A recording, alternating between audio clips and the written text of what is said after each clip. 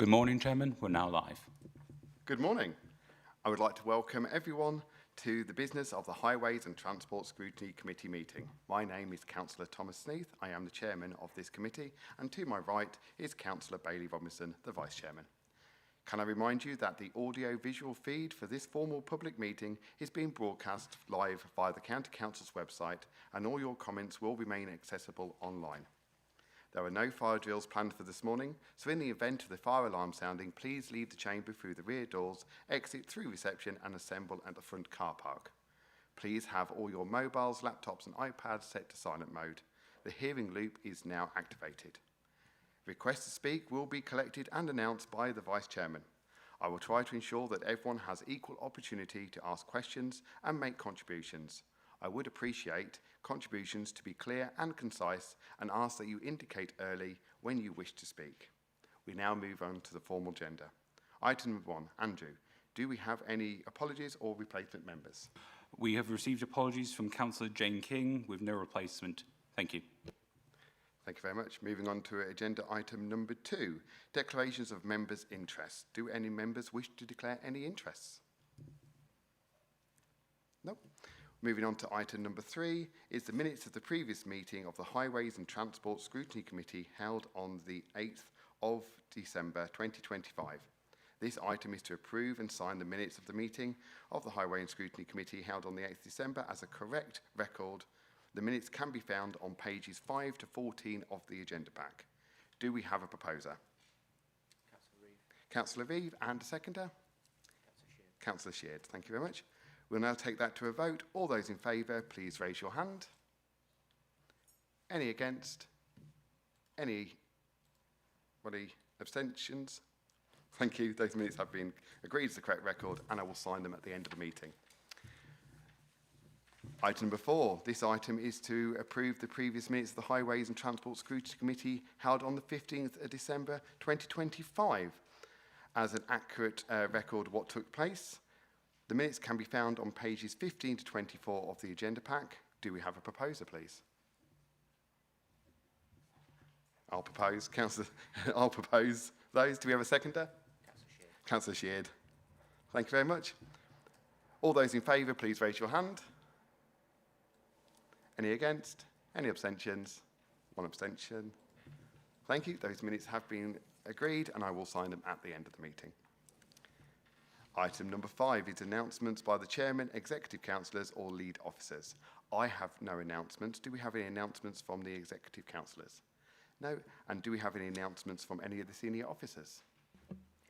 No, Chairman. Thank you very much. We'll now move on to the main business of the morning. Item number 6 is the budget proposal for 2026-2027. This report provides an overview of the revenue and capital budget proposals for 2026-27 for the highways and transport. The actions required by the committee are to consider this report and make comments on the budget proposals. These will be considered by the executive at the meeting held on the 3rd of February 2026. The report will be presented by Karen Kasser, Assistant Director of Highways, with support from Nicole Hilton, Assistant Director of Communities, Pam Clipton, Head of Financial Services, Jonathan Evans, Head of Highways Clients Services, Sam Edwards, Head of Highways Infrastructure and Laboratory Services, and Sean Butcher, Head of Highways Assets and Local Management Services. Over to you, Karen. Thank you. Over to Pam first. Thank you very much.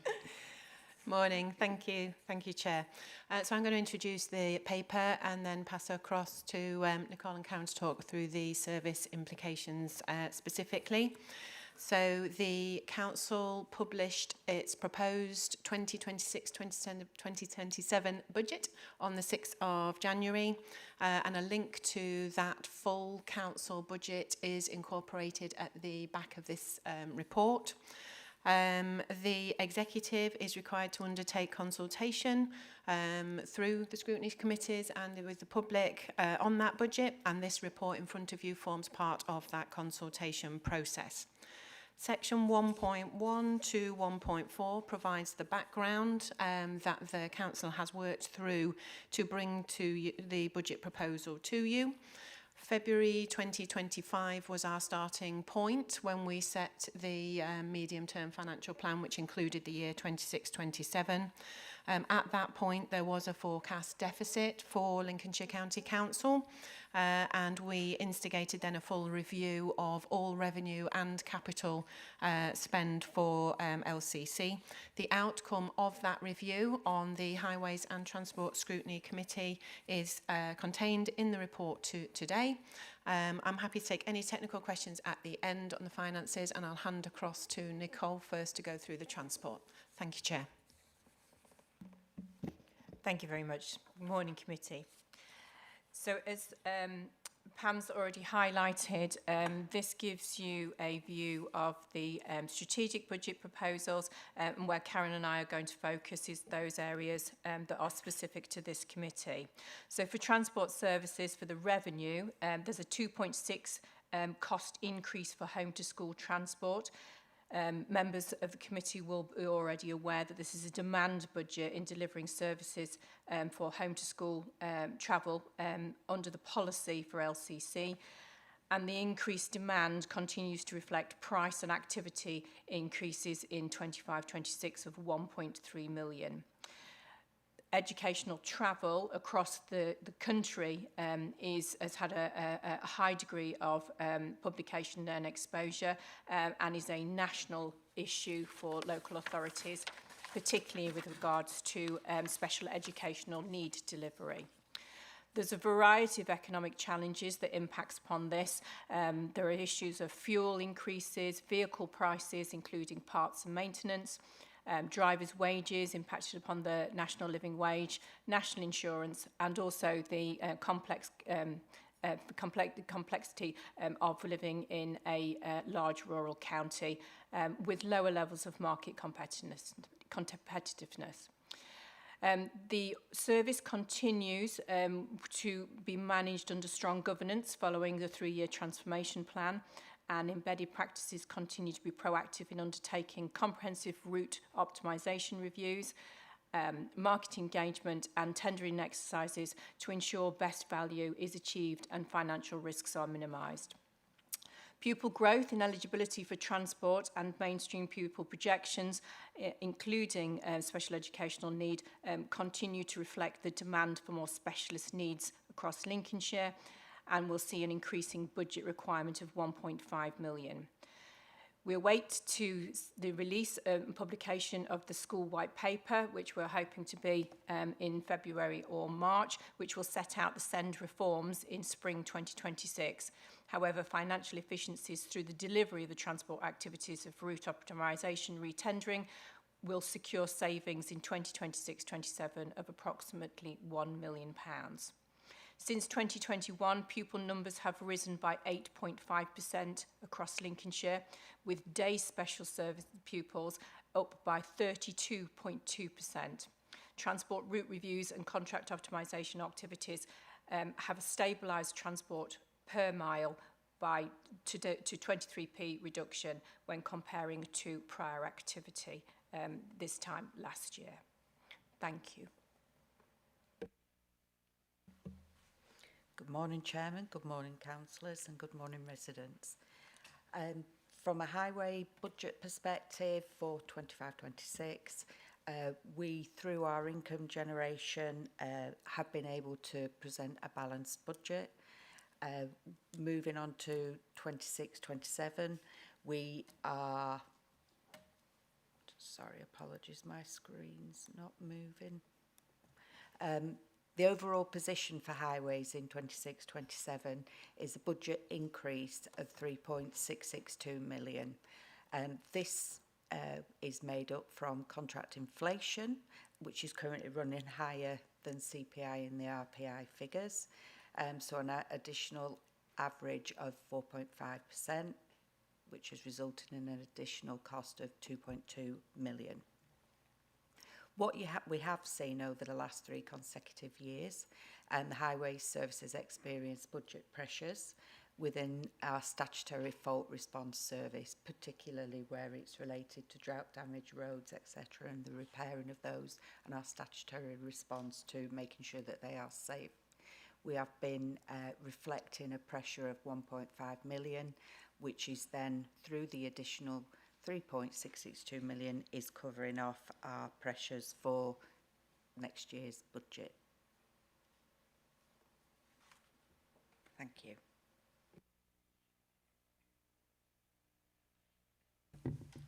Thank you very much. I would now like to invite members of the committee to speak on this item. Councillor Robinson, do we have any speakers?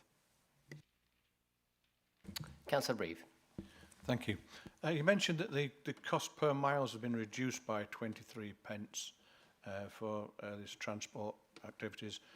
Do you know, can you give me what the actual figure per mile is? If that's the reduction, what the remaining figure is? Thank you. I might have to defer to my colleagues behind me in that. The cost per mile is complex because it depends on the type of transport and the type of pupil need. So, for example, students who are on mainstream transport who can just get a bus pass and get onto a commercial route, obviously that's the most cost-effective form of transport, is very different per mile compared to a child, for example, who's on a specialist provision, single occupancy with a passenger assistance. So I think rather than streaming off an awful lot of answers of per mile, what we can do is get that information separately to the committee, if that's okay. Thank you. Thank you. Councillor Vernon. Thank you, Chairman.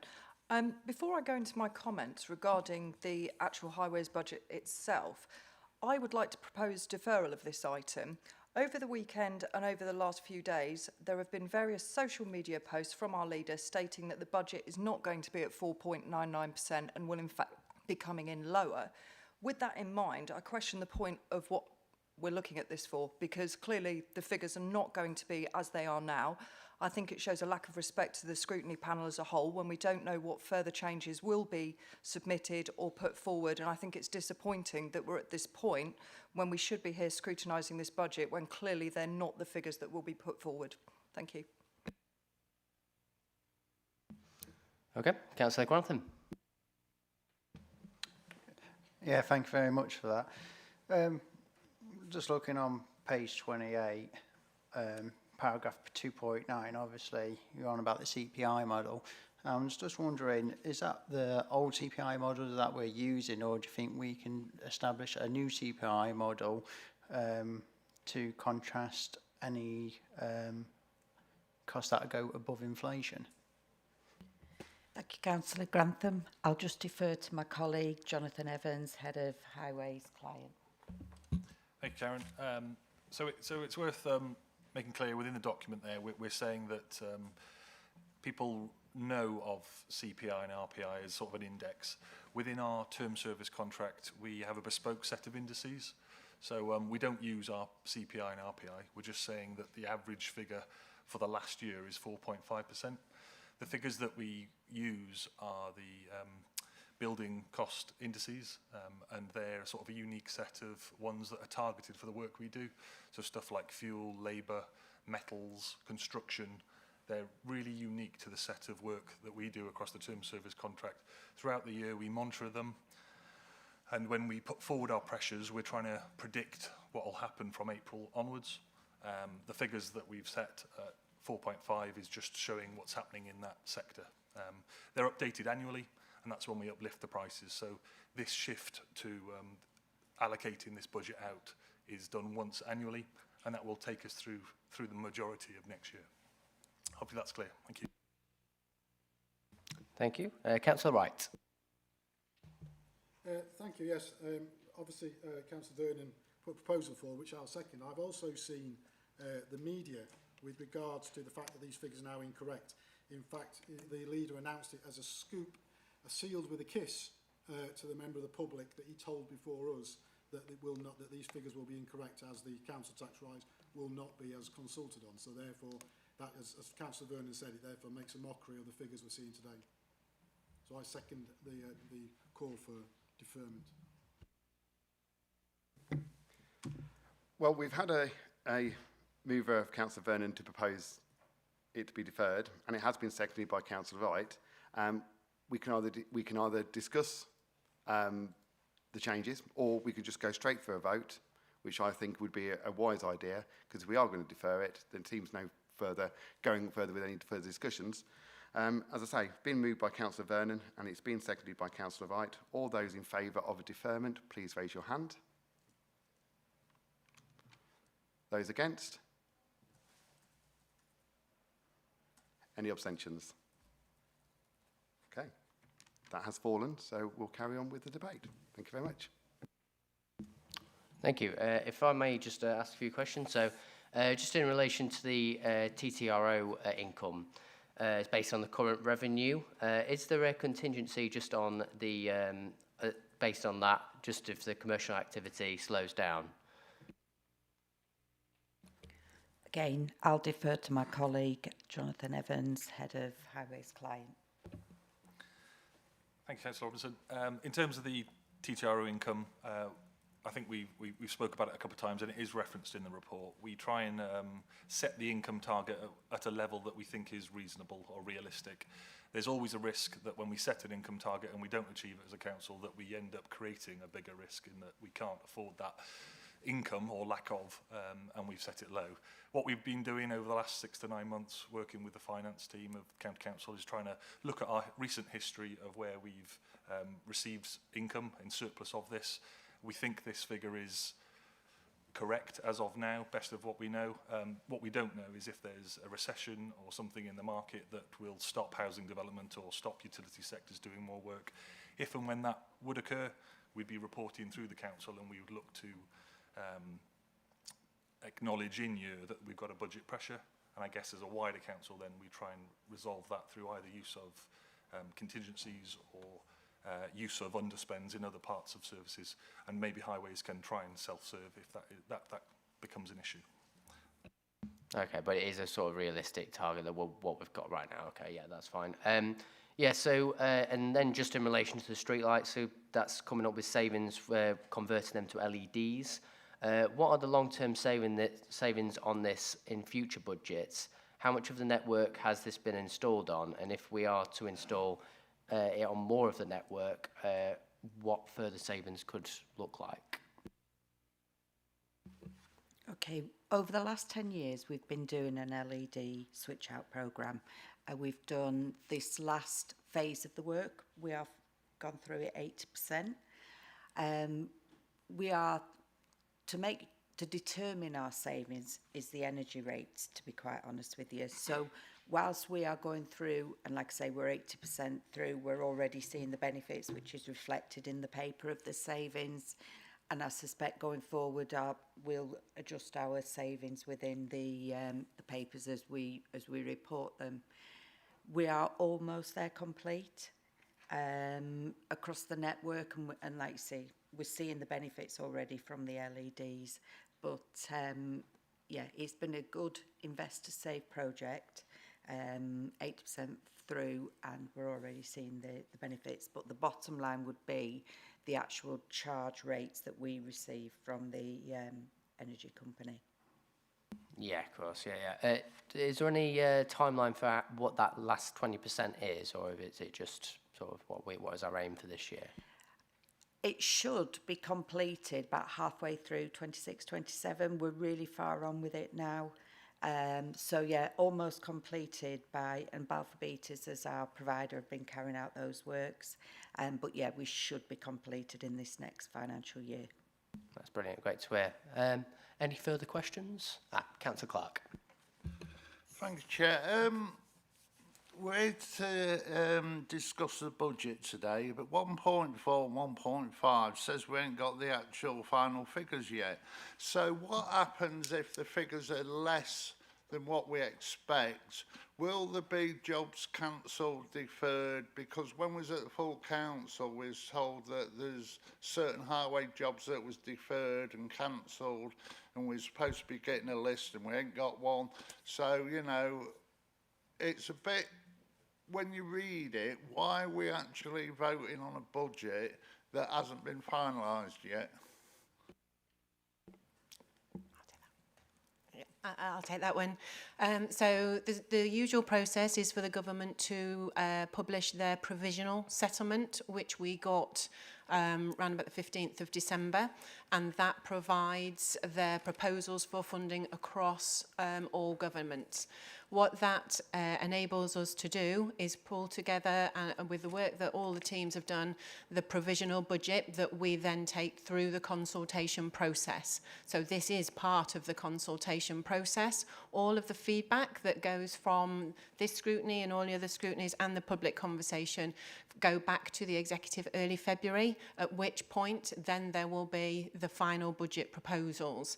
Alongside that, we are expecting, I can't remember the date off the top of my head, I think it's next week, the actual final settlement through from the government. So all of that comes together to create the final budget proposal. This is part of our usual consultation process. The council tax that you referred to earlier, there were several different rates included within the wider budget document I referred to earlier. So again, the actual full council budget that was published on the 6th of January includes a variety of options. The role of the scrutiny committee here today is to look at the proposals specifically related to highways and transport services, which are included in the budget, in the paper in front of you. Thank you. Thank you. Councillor Vernon. Thank you, Chairman. Whilst I'm obviously disappointed that other members felt it was okay to scrutinise information that isn't necessarily accurate, I do have a number of points to raise on the report. The first thing that I would like to raise is the complete lack of detail. In previous years, the highways section has been broken down. I've had to sort of go and find it, which I have done, and I'm quite capable of doing so, but it would have been useful to have that information in the report for comparison. I note that the local highway improvements to support the coastal routes has been taken off and will no longer be taking place. It does feel like Skegness and Mablethorpe have pretty much been abandoned there. Those schemes were put in place basically to support those communities. Some of the work has previously been done, and I think that's really disappointing to see. I don't feel sort of that this budget is, I feel it's a very political budget. There's record money coming in, and the choices that have been made are political choices. We do have the money to do these projects that are here. Aside from that, the other concerns that I do have are the removal of vacancies and the impact that will have long-term on workload for existing staff members. We know that sort of a staff member who is perhaps absent can cause an increase in workload to other members of staff, and I feel that actively not recruiting for vacancies could prove problematic long term, and I'd seek reassurances from the officers that they feel that that situation is manageable on a long-term basis. I'm unsure whether this falls under this panel, but the Grantham Highways, the Grantham High Street Highways Improvement Scheme, which is now no longer being done, it is highways, so I'm going to mention it, although I know it is also part of the other scrutiny panel. This is a huge loss to Grantham, a huge loss.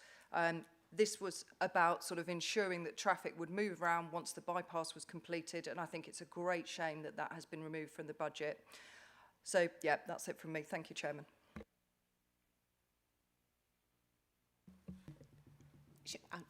We'll take them all in order between us, I think, but if we miss anything, then then please shout. In terms of Grantham, then, yeah, that is in the growth scrutiny because that's where the strategic decision is. However, on the point of the money that was received for the Grantham works, we have actually completed that and we no longer require the funding that's set aside. So again, we can provide all of the background outside of here and what that's gone into. Happy to do that. The comment around the pinch points, as you see in section 3.5, there was 11.1 million set aside for the pinch points, titled, I should say, the pinch points. The area of work that was agreed through the council, so it's gone through the decision making, but not yet started, was the A46 roundabouts for 7 million. Those are continuing, but they're being continued through grant funding and not through borrowing, which is why this paper is suggesting then the release of that funding. So it's not that they're not continuing, it's that they're being funded via a different route, which isn't borrowing. And then the balance, there wasn't any identified works to that, to cover the gap that was there. So again, if things continue and there is things to come forward, they can come through the usual decision-making process. So that was Grantham and the pinch points. Can you please repeat some of the other bits, please? Yeah, may I just to absolutely clarify, the highways improvements supporting the coastal routes are going ahead. So section 3.5, which is the bit that we're referring to, for the A46 roundabouts, that's going ahead. There wasn't anything else set aside or gone through the decision-making process ring-fenced for that. So the bits that have gone through the decision-making, i.e. the A46 roundabouts, but it will not be funded through borrowing, which is what the paper is identifying. There wasn't anything else identified. So the projects that had been considered and were sort of being looked at but hadn't been approved are not continuing. I'm going to look to my colleagues to see which ones they were, but I'm not aware there were any. No. If you've got a specific one, I can look at that for you, but I'm not aware of any, and my colleagues to my right aren't either. I can thank you on that. The other point was about the management of recruitment and the vacancy management and ensuring that your staff are able to maintain the levels of service that they need to. I will hand over to my service colleagues for that. Thank you. Thank you. So speaking on behalf of all of the services, I can assure you that this was an incredibly robust process with the financial planning under the medium-term financial plan, forecasting for the future and horizon scanning, that we did it in a consultative and collaborative way with finance colleagues and indeed with the corporate leadership team. So yes, I can provide that assurance. Thank you. Councillor Grantham. Thank you very much, Chair. Yeah, on page 27, paragraph 1.12, obviously we're looking at a medium-term financial plan, and something that's a bit music to my ears is a surplus going beyond the 26-27 budget. Can I ask, have we got any projections of that surplus and what we're going to be doing with that surplus? Are we going to start topping up the reserves? Because I believe on this same project report we're taking £2 million out of reserves. So I just want to reassure that we're not going to be borrowing any more for large projects as well. If we can have some reassurance of that to balance the budget. Thank you. Yes, so the medium-term financial plan projections are in the wider budget, and I can get the pages through to you. In terms of the drivers behind that, it relates to the budget process that we've gone through, referred to in the paper, and the fairer funding that has come through. There are some suggestions around what we would like in the budget proposals. So if you look at, for example, table 2.3, it shows the movement from the 25-26 budget, the cost pressures that the teams have been referring to this morning, the changes to our income and savings, and there is a column there titled Other, which includes a £2 million proposed investment allocated into highways, and that proposal is to support additional drainage into Lincolnshire. So those sorts of things, but any decisions around the council finances will go through the appropriate scrutiny committee prior to anything being agreed. Thank you. Councillor Wright. Thank you. Just going back to the point Councillor Vernon made, especially with 3.5, just want to bring this back again because it does say in there about projects that haven't gone through the decision making, but this is both current and future. And to be honest, relying on grant funding and saying, right, we're going to abandon the borrowing and we're just going on grant is highly precarious and actually leaves the council at risk. So the message we want to give to government is that in years where we've now received absolute record funding compared to previous years, that we're now going to rely on grant funding and in the middle of saying that this is a multi-year settlement. It is not a multi-year settlement. Years 2 and 3 are provisional. So we only know what's coming through for year 1. Years 2 and 3 will be decided by the government at that point.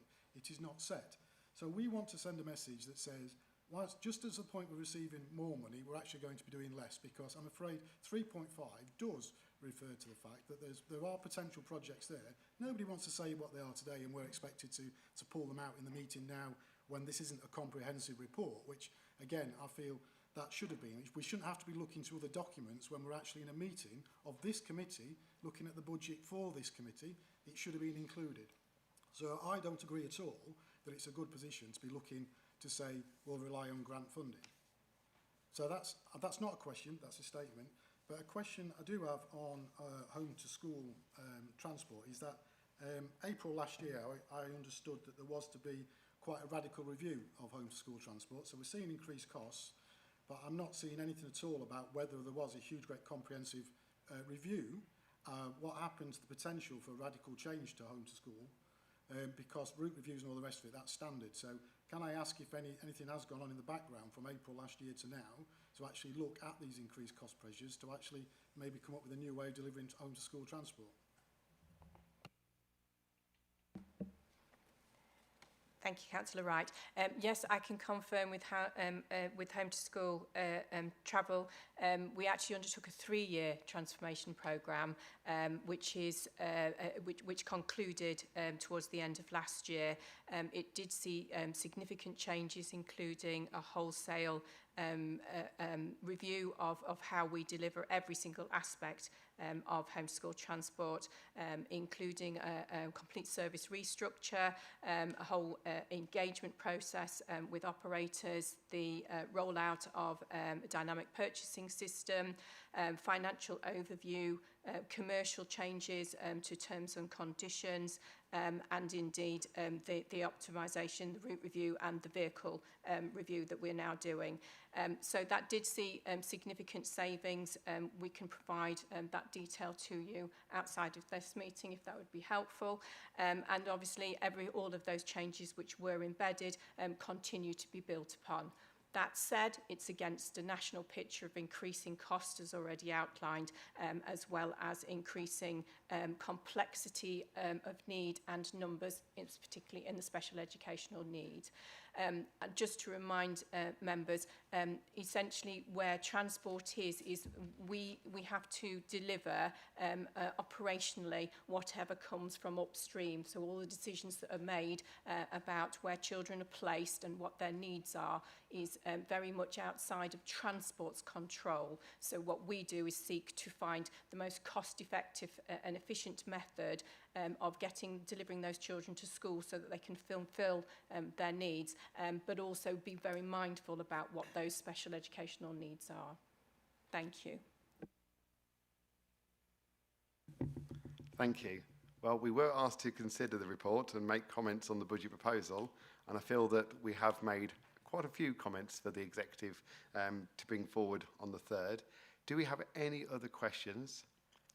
If not, then I am happy to propose that the committee supports the 2026-27 budget proposal for highways and transport, and that we agree to pass on our comments as they have been captured by the scrutiny officer to the executive for consideration on the 3rd of February 2025.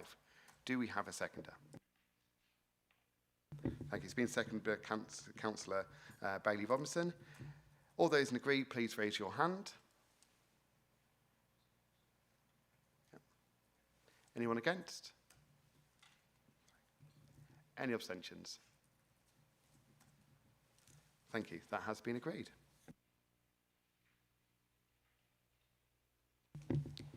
Moving over to item number 7 is the Public Transport Annual Report. This annual report is found on pages 33 to 54 of the agenda pack.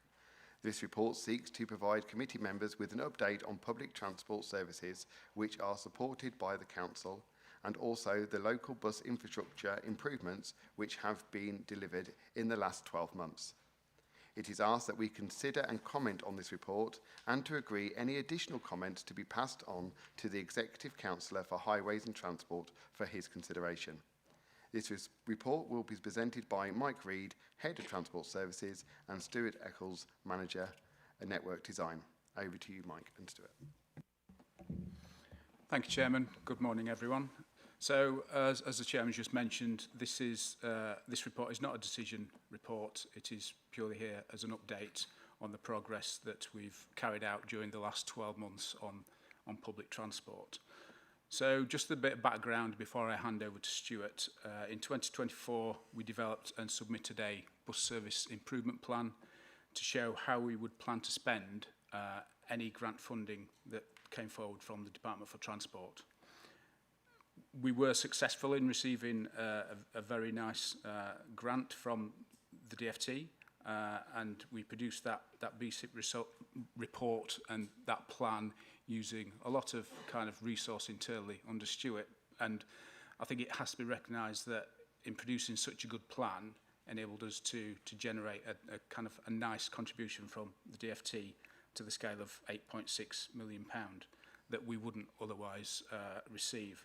So this money, the aim of the grant is to increase bus patronage through improving the services, mindful that we are a large rural county and bus services are key to developing and maintaining livelihoods of communities against a very difficult landscape of increasing costs. So these are services that are highly valued within those kind of more rural communities.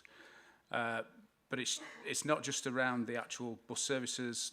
A lot of the funding is the £8.6 million is allocated to infrastructure improvements and also improving accessibility to the services, recognising that some of the areas that we're trying to improve have more services running through them, but it's pointless putting those services to certain locations if they're not accessible to the public. So it's an area that we do work closely with our highways colleagues on creating those accessible locations or improving those locations. So before I hand over to Stuart, who will brief you on a few areas of strengths that we've been developing, I think one thing to highlight is in the report, we mentioned the passenger transport focus survey, and this national survey that was carried out in 2025 reported that Lincolnshire is second out of 39 areas around overall satisfaction with passenger journeys, which is excellent, and I think it's testament to not only the work that Stuart and his team carry out, but also the excellent relationships we have with public transport operators around the county. It is very much a partnership. We have an enhanced partnership which helps to deliver against a lot of what the BSIP grant requires us to do, and our bus operator colleagues do deserve a lot of credit for how well they work, not only with us, but with local communities. So I'll hand over to Stuart now, but just be mindful, just ask members to be kind of very conscious that the type of features that Stuart will be talking to are around infrastructure and services are the type of enhancements and improvements that we could deliver on a greater basis if we are able to pull down more of the mayoral funding. I think it's an exciting time in transport, but I think it's these type of features, if members want to consider and talk to your local constituents, these are the type of features that we could deliver or come up with alternatives based on the feedback that we receive. So I'll now stop waffling and hand over to Stuart. So thank you. Thank you, Mike. Good morning, Chairman. Good morning, Committee. I'll just pluck out some of the details from the report. First, I want to look at the intertown bus services that we've increased. And these have seen strong and sustained patronage growth, where frequencies have been increased to 15 or 30 minutes, with places like Gainsborough and Grantham recording thousands of extra journeys a month, which shows that higher frequencies can directly drive demand and get people moving. In terms of our interurban bus services, where we restored interurban routes to hourly or better frequencies, this has delivered, again, measurable growth, most notably on the IC59, which is the coastal route between Skegness and Mablethorpe, and the IC37 corridor between Spalding and Peterborough. These have generated tens of thousands of extra passenger journeys across the year, and in case of the IC37, nearly a 50% increase before we put the funding in place, which is a real benefit to residents in that area. From an infrastructure perspective, as Mike said, it helps to build around the whole public transport network rather than just services. So in 2025, we delivered over 420 bus stops, installations or replacements, including 130 which were either new installations or formalised customer and practice situations. This significantly improves access and visibility for passengers across the county. get a bit ahead of myself, sorry. We've also looked at improving bus shelters, and there was a targeted refurbishment programme where 108 existing shelters were repaired or refurbished, which came at a significantly lower cost of replacing them, which demonstrates really good value for money whilst materially improving customer passenger comfort and overall quality of the waiting environments that we have for our bus services. Additionally, the rollout of real-time information screens was accelerated through 2025, where over 140 roadside displays were installed at bus stops, and 18 of our larger screens were deployed predominantly at bus stations, hospital waiting areas and shopping centres to provide that real-time information to passengers so they know that their service is on time. If it's late, if it's been cancelled, it's really valuable feedback for passengers. And there is a pipeline due to deploy in the next 3 months where an additional 200 of these screens will be pushed out across the county, which helps build confidence and trust in passengers in the bus services that they have. Finally, looking at the performance of the Call Connect service, which is deployed across the county, it had a strong year, carrying over 270,000 passengers with a on-time performance of 94%, which I think is exceptionally good considering some of the geography and topography that the vehicles have to cover and the distances between them. And it's really pleasing to see that the app that we brought forward last year and said that this has now been deployed across the county is seeing a user base of 71% of bookings, which is allowing residents to self-serve and access their transport. Happy to leave that there and invite any questions that members might have. Thank you very much. I would now like to invite members of the committee to make any relevant statement or ask questions. Councillor Robinson, do we have any speakers? Yep, first of all, Councillor Grantham. Thank you, Chair. Hi, Stuart. I just want to say a big well done to refurbishment all those bus shelters, sorry, not steps. I know through having word with my division, they're extremely proud of how the city one of Lincoln especially were vandalised. There was just on about the digital screens, and some of the elderly that do use them saying that they're just too small to see when they're bus stops. So I was just wondering, can we get like a paper version of that, or where you see your big sign saying Lincolnshire, maybe putting the bus route stops on top of there, so elderly or even other people that come from outside the division or outside of Lincoln know what bus stops are heading to that bus shelter, if that makes sense. Thank you, Councillor Grantham. I think that's a good suggestion. It's something we can take away and have a look at. Absolutely. Thank you. Councillor Sheard. Thank you. First of all, yes, congratulations. It's excellent to hear about the passenger journey satisfaction coming second. That's really good news. What I would also come to with the digital screens is a lot of people in Spalding particularly have mentioned that it would be really useful to have a screen outside the railway station and a screen at the bus station also showing the railway links. That way you coordinate and bring everything together. And when we're talking about the screens, I've also been talking to the parish councils around, and one of them has actually found a way to utilise screens that are touch screen, and you can actually enlarge them, and they're hopeful to get further digital advancement to be able so that people can actually touch the screen to get information about the town, information about other things. So it might be something to look at going forward to be progressive rather than to spend a lot of money on screens that just give transport information. Primarily they should flash that up, but there should also be options to get further information of your surrounding area. Thank you, Councillor Sheard. Just to respond regarding the Spalding suggestion, it's something that we are looking to look at the whole modal shift within town. So one of our plans at the moment is to look at how we get people from rail or from road onto buses, onto cycleways, and linking up the whole different methods of mobility. Spalding is one area that we will be looking at along with other towns around the county. So we will be talking to yourself around how we can actually gain the feedback from the public and actually look at what improvements we could deliver. So that's really good to know. And we are always very conscious that we don't know everything in terms of your second question around technology. we are very open to listening to what people want. There's always a balance around feasibility and effectiveness and delivery. So I'm very conscious that a lot of the elements that you might have just raised in terms of information could come from areas outside of transport that we don't have that influence at this point in time. But I think it's an aspiration that ultimately we would like to be in that kind of situation, as most things go to those. It's all around feasibility and delivery and the budget. So it's something that we can seek to investigate further. Thank you. Thank you. Councillor Reeve. Thank you. It's a bit of a sort of chicken and egg sort of question, but the higher frequencies that you've got in some places have significantly driven passenger usage.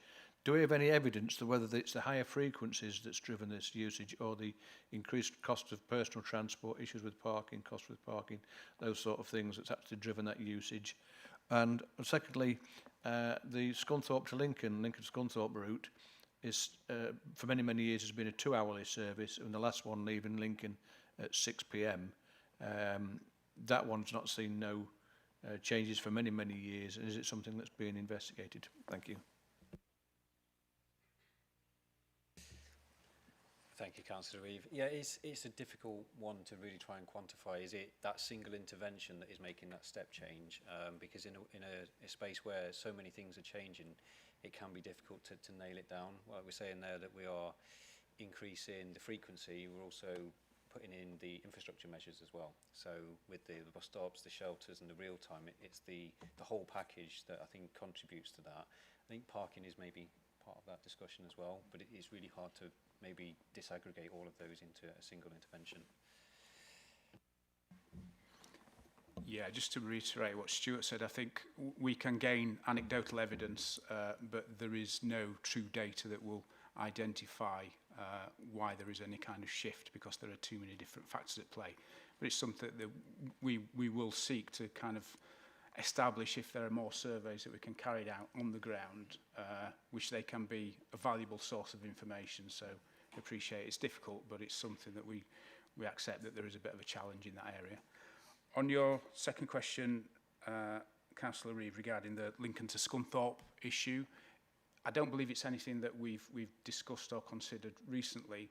However, in light of the mayoral combined authority, I think this is the type of work that could be progressed with that kind of support and funding, because we've got those cross-boundary issues.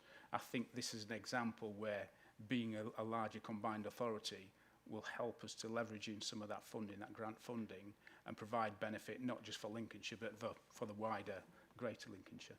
Thank you. Thank you. Thank you. Councillor Wright. Thank you. Yes, really good news item. I mean, I've looked at, especially, obviously, my nearest town is Sleaford, so that decision to take over the bus stops and bring them up to is great. You know, so there's one ownership, and they're looking really good now. And of course, getting people onto the bus for a town that's split by a railway, the more people can get off the road, the better. Although I do presume it has armoured tyres for going down Grantham Road to Greyleys, with the potholes joined together by a bit of tarmac down there. It's the most complained about road, I think, in that whole of the south of Lincolnshire. But and if you think I'm exaggerating, have a look. But a question I do have is obviously that's great there. But in my home village of Ruskington, the 30-mile-an-hour limit was extended a while ago to take on the new housing, and we had 2 nice bus stops put in either side of the road. And of course, you know, increased buses, and I've been trying to encourage people to go on the buses. The only thing is that the housing is set back, and we've been denied any street lights for those bus stops. So they're in complete darkness. So, you know, trying to convince people to use the bus, because they really don't want to walk from there all the way into the village. Now, I know that street lighting isn't transport, but surely there can be a little bit of connected thinking, because what's the point in trying to get people on the bus if they don't want to stand there, because it is completely dark, because it's basically a rural road at that point. So if I could just ask if those things can be looked at in the mix, because it seems daft we could get even more people on the buses for the fact that they just need it lighting up. Thank you for that, Councillor Wright. Any comments you've got about potholes? I think I'd refer you to my colleague on the left, who might be able to help you.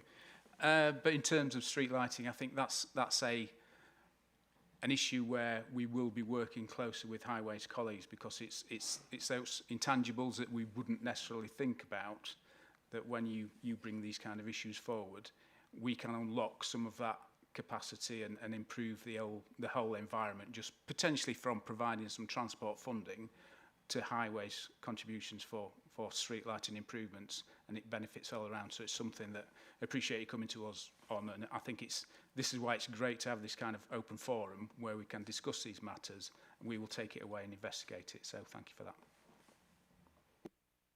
Thank you. Councillor Clark. Thank you. On the report 1.26, Lincoln Evening Services, can remember over the years raising this many times in this chamber, and it's, you know, nice to actually see it's off and running. On the 6 routes, can this be extended to any more? And while we're, you know, saying how good the report is, 1.8 Core Connect, is there any avenues for extending this service? Because when you're in the villages, you know, Mablethorpe, etc., this service is a godsend, and it really should be increased. Thank you.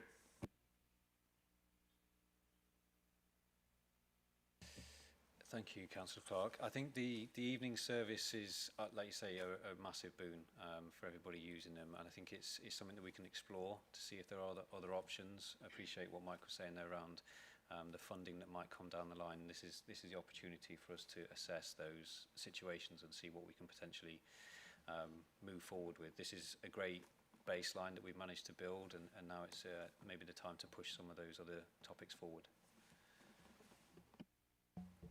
And Councillor Clark, on your second question, we are starting a review of Core Connect just to look at effectiveness. It is an excellent service. It's as a countrywide, it's recognised as a bit of an exemplar in terms of demand responsive transport, but I think there's definite opportunities to see how we could improve it, because it does help us link up to those rural communities where a bus service, a regular bus service, wouldn't necessarily be commercially viable and could potentially lose a lot of money, as some authorities around the country have increased significantly local bus services, but then had to withdraw them because they're not cost effective. And we see Core Connect as not the ultimate solution, but it's part of the solution. I think because they are kind of bespoke measures, it's something that we will review and take away your comments, because I think it's again, learning in this environment is something that we can review and address in the office, and just see if there are improvements that we can make. So thank you for that. Okay.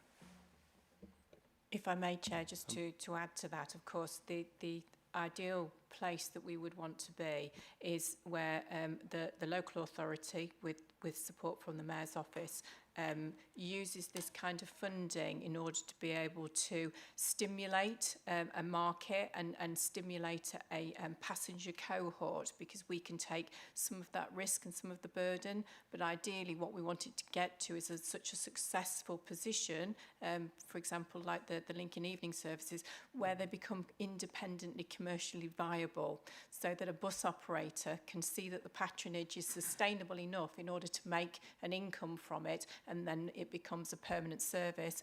We can then withdraw from that. We've done our work, and then we can move on to another area, and that's how we get it to increase. The same kind of a position applies to Core Connect. It's where there is no alternative for that socially necessary transport. But again, if we can get patronage numbers up to such a level that it becomes a viable commercial service, again, we get to withdraw from that. The bus operators who are much better placed to run this, and we want that kind of commercial health in Lincolnshire, we then can go to other areas and again stimulate it. So that's the strategic aim that where we as a council should be aiming for. Thank you. Councillor Vernon. Thank you very much, Chairman. And may I also offer my congratulations on your second place in the satisfaction survey. I really do think that's to be commended. I think it's interesting, this report, and whilst sort of obviously I'm conscious that some of these things are as a direct result of the BSIP funding, there are other things in the report which are not, and I think it's important to have a look at those. The bus shelter refurbishments, which you've obviously primarily used through the phase 2 and 3, which was obviously to plan and focus on town centre services. Are there any plans as we move further on to increase the number of rural bus facilities? And I'll use the word facilities because I'm talking about sort of whether it's a replacement or improvement in infrastructure or whatnot. I mean, clearly, being brutally honest, I don't think it's entirely necessary to go down the road of having an electronic board in sort of the local village, although, yeah, but it would be nice to have some improvement. And in years gone by, and forgive me, I did look for this, but I cannot find it anywhere. I'm aware that parish councils were able to apply for funding to improve their bus shelters, and I was wondering if that package still exists, and if so, whether we could market it a bit more, because I do think there's a number of parish councils that would be happy to take these projects on with some funding assistance, not even necessarily all of it, so that would be quite useful. The sort of other points that have come up from the report for me, I think it's interesting to see such sort of large reduction in August in all areas except Stamford in terms of usage. Are we not quite tapping into tourism as we should be on that regard and sort of picking up those that are visiting the area rather than those that live in the area? So that's sort of one of the points I was going to make. I'm also, and this may just be because the figures are very similar, the Lincoln evening service, I'm conscious, has been a really big success, but it has dropped off a bit over the last 3 months. If you look at the figures, sort of the evening patronage as you've put sort of in the report, and I wondered if there was any particular reason for that, or whether it was perhaps lack of awareness for new students coming into the city who perhaps weren't as familiar with it. So I was quite interested in that aspect of it. And then finally, from my point of view, as you know, I'm a huge fan of Call Connect. I think it is absolutely brilliant and is one of our county's biggest success stories. It's a complete lifeline for many in rural villages. I note the sort of success of, shall we say, sort of encouraging people to use the app, but I can't emphasise more strongly that we must maintain the ability for people to book by phone. We do have demographics, and particularly in the rural villages, those that don't have the internet access and whatnot, they need to still be able to ring up and book their bus. So yeah, whilst I think what you're doing is absolutely brilliant, please don't move away from a phone model. Thank you. Thank you, Councillor Vernon. Firstly, the bus shelter grant scheme is still in place. I think you're right. We probably can do more to promote that and make sure that that's in parishes' consciousness. In terms of some of the work that we're doing, yes, that bus shelter has focused on some of the towns and Lincoln, but it is in the rural space as well. So we undertook a comprehensive audit of all the assets that exist, and they were triaged against accessibility, structural soundness, and so we're trying to work through that programme. So it might be some of those ones that are on the parish hit list, they're in our pipeline, and so that's that conversation for us to have with parishes and work through it. But absolutely, there is money available in that grant scheme, so we can promote that greater. The August patronage dip is something for us definitely to look at. I think that coincides obviously with the school holidays and maybe the travel patterns of scholars and working parents, but how we then market that to people who are coming into the area. I think what we've seen with the Skegness to Mablethorpe is that's where all that growth is, and it'd be great to tap into that into different areas. So yeah, something for us to work through on our marketing and how we capture that demand. The evening services, yeah, it has taken a bit of a dip, September through to November. I think November is kind of a known drop. We did see that it peaks in December. There's lots of Christmas parties and lots of people using it in that space. And I wonder if some of the university demographic is that so much within walking distance, it might not be used in that space. But again, something for us to take away and see how we might market that. We did heavily engage in social media campaigns, and maybe it needs to be a bit more targeted. I think the final one was around Call Connect and the phone setup. Yes, absolutely. The phone line is vital, and I think one of the real benefits of having the app and it becoming more self-service is the more that gravitate towards that, the more capacity it leaves us for those who want to use the phone. So if we've got great availability in that space, we can answer people quicker, we can take more time with those people who want to use the phone. So it's a double benefit, I think, in that sense. Thank you. Councillor Christopher. Thank you, Chair, and apologies for my tardiness today. I'm sad I couldn't speak on that first item there.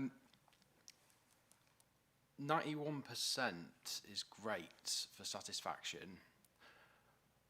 However, I'm looking at the National Travel Survey data here, and it's showing that Lincolnshire as a whole and as a rural fringe area is about 1.6% of people using the buses in general.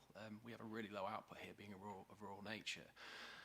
And I guess it feels like we're offering a 5-star service to 2% of the people and missing the elephant in the room, which is the 95 to 98% of people who aren't using those buses. And really, I feel like it's great that we've got this travel survey here and looking at the satisfaction, but if it's only actually speaking to people who are using the buses, then it's missing that other gap there. And to sort of put that into some context, I mean, if you look outside of London, because of course it's skewed there, car and van dominance is 68%. In Lincolnshire, it's 84%. Walking trips as well. You've got 24% walking trips on those shorter journeys and whatever else. In Lincolnshire, it's 16%. And one really interesting figure as well on the National Travel Survey data is that on average, outside of London, it's about a 9-minute walk to the local bus stop where you can actually catch a bus. And in Lincolnshire, it's 14 minutes plus on average. So I guess we've got a lot of, it's great to look at the satisfaction side of things, but of course we've got very unique needs here in Lincolnshire. And I guess my question is, what are we doing to sort of help get more people actually on those buses in those rural locations? It's great that we're having these signs going up. I think Councillor Vernon made a fair point earlier about how we're improving it out there. If you're living in a rural location, in winter, it shows here that the figures drop off. Well, that's likely because actually at night time, it's maybe a bit more scary to sort of get the bus and take that 14+ minute journey. And I think that's an area that we really should be sort of looking into and focusing on making sure that people feel comfortable getting the bus. The data seems to be pointing to those things. So I'd love to sort of get your views on that side of it. So taking away from the satisfaction scoring and putting it more on what are we doing to engage and learn about the experience of people that are not using the buses and understanding more about why. Thank you, Councillor Christopher. It's a very complex argument to kind of understand, because we're not necessarily comparing like for like when we look at the attractions and the distances involved in Lincolnshire. Do you get the same level of attractions for people to go out in the evening or go out on a Sunday, for example, in Lincolnshire that you would see in a conurbation or a large city? I don't think that the need is there. However, we are always open, and it's something that we have been talking about, how we can get the feedback from the public as to how we can improve this. I think it's something that we will be talking to the Mayor's office around how we can have a whole area-wide discussion around what the need is, what is the ask of the public, because we think we are providing an excellent service. But if there isn't the need there to show that something can be commercially viable, we will potentially be putting in services which could be, let's be blunt, they could be hemorrhaging money if they're not used. So it's something, we do take a conservative with a small c approach to putting in any kind of improvements. We don't want to be too ambitious, because as I mentioned earlier, a lot of authorities have spent a lot of money putting in really frequent rural services and then had to withdraw them because the patronage has not been there. So it's something that we kind of, it's the nudge theory of just doing things gradually, but I completely take on board what you're saying, but it's difficult to establish what the ask would be at this point, but it's something we will talk to the Mayor and the other two neighbouring authorities about. Thank you. Thank you. Just a question from me. So just some feedback as well, actually. I was at a Grainthorpe surgery the other day, and really good reception of the Call Connect service, using that quite regularly, and they say it needs to be used more, so really need to push that. I downloaded the Call Connect app, actually, and saw it on the Google Play Store, so just had a look around it. However, it does have quite a low sort of rating on there, and a few of the sort of recurring things from like 2023 to 2025, quite a lot of the reviews are sort of the same issues. Are we going to go back and sort of comment on them and sort of take that feedback on and see those improvements? I know we're not app developers, but just trying to see that improvement, at least then we can sort of say we're looking into that, and obviously it helps with our reviews on Google Play, and it brings more people to that service because they think it's actually, you know, it's getting improvements. Thank you, Councillor Robinson. I think it's a valid bit of feedback there, and it's something that we need to work with on the developer of the app. Appreciate that is their intellectual property right, and a lot of the issues we need to probably work through if it's not quite resonating with residents and how they're using it, but definitely a conversation we can pick up and look at. Thank you. Brilliant, thank you very much. And just a quick question, because I know we've got the bus stops in Saltfleetby. Does that correlate when you get more bus stops? Is that a general increase, or can we not measure that of people using that service? It's difficult because of maybe the timing of it, but I suppose it's something that we can retrospectively then go back and look at over a period of time. We know when those stops went in Saltfleetby, and we can see, I suppose, specifically from that location if we've seen an uptick. So I think over a 3-6 month period, it's good to retrospectively look at it, and yeah, we can have a look and see if it's doing what it was intended to do. Brilliant, thank you very much. Councillor Grantham. Thank you, Chair. Yeah, I believe there's still extra funding regarding installing new bus stop shelters. I know that Shirty came out with me, and I was just wondering, I know there's 5 in Lincoln, but is there any additional funding where we can have those extra bus shelters for our residents across Lincolnshire? Yes, there certainly is. I think one of the critical issues is the timescale for delivery, because we do use the same pool of staff for actually implementing any changes on the ground and also the staff changes, but we're always looking to improve the existing infrastructure that we've got, and if there are any new, coming back to the point earlier around the parish council requests for bus stops, we're always happy to talk to parish councils about where might be best for citing a new location. So it's very much within members' gift as well to approach us and talk about what your experience of residents have asked for, and we will happily come and meet them and discuss where might be the best location, or actually a relocation, because one thing that we do find is that some of the shelters and stops are not necessarily the best place where people would like to use them. So we constantly want to review this.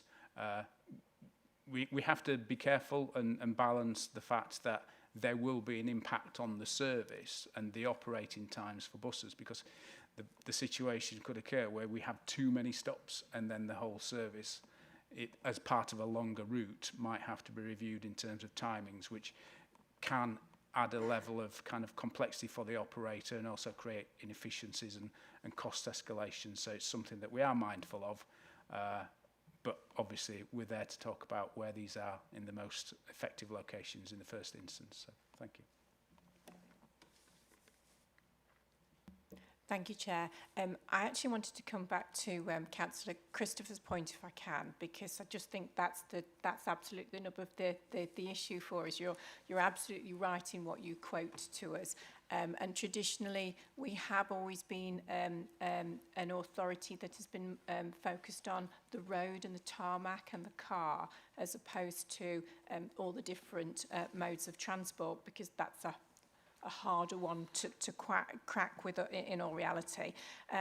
It takes between 3 and 5 years to build patronage on a bus route, so it becomes commercially viable, which is quite some risk and burden financially on a local authority. Doesn't mean that that's not what we should be doing, because if we don't do it, it's unlikely it will get done. So that's absolutely what our role is. And indeed, there are kind of nationally recognised demand responsive transport of Call Connect is a model that other authorities have now rolled out, because it is so good and so effective in what it delivers. I think where we would like to get to is more of these kind of conversations.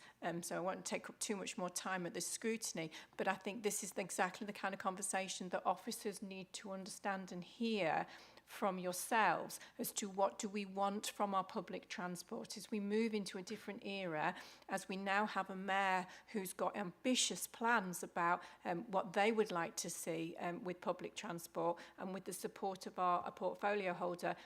I would suggest that that's something we might want to consider in the work programme going forward, is how do we have that focused conversation and hear from yourselves, and work then together really closely with the Mayor's office to be able to deliver transport in a different way than we have done perhaps traditionally. Thank you. Thank you. Councillor Sheard. Thank you.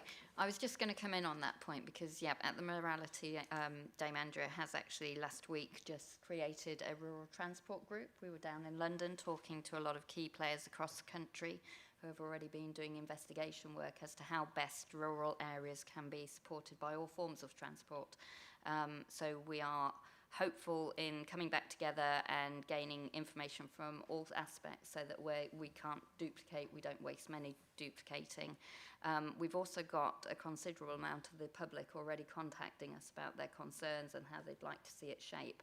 So what I would say is, from the Morality, it's really hope that working alongside officers here at LCC, working with the portfolio holder, that we all come together, we all share information, we collaborate and we drive forward the best case scenarios. Thank you. Councillor Christopher.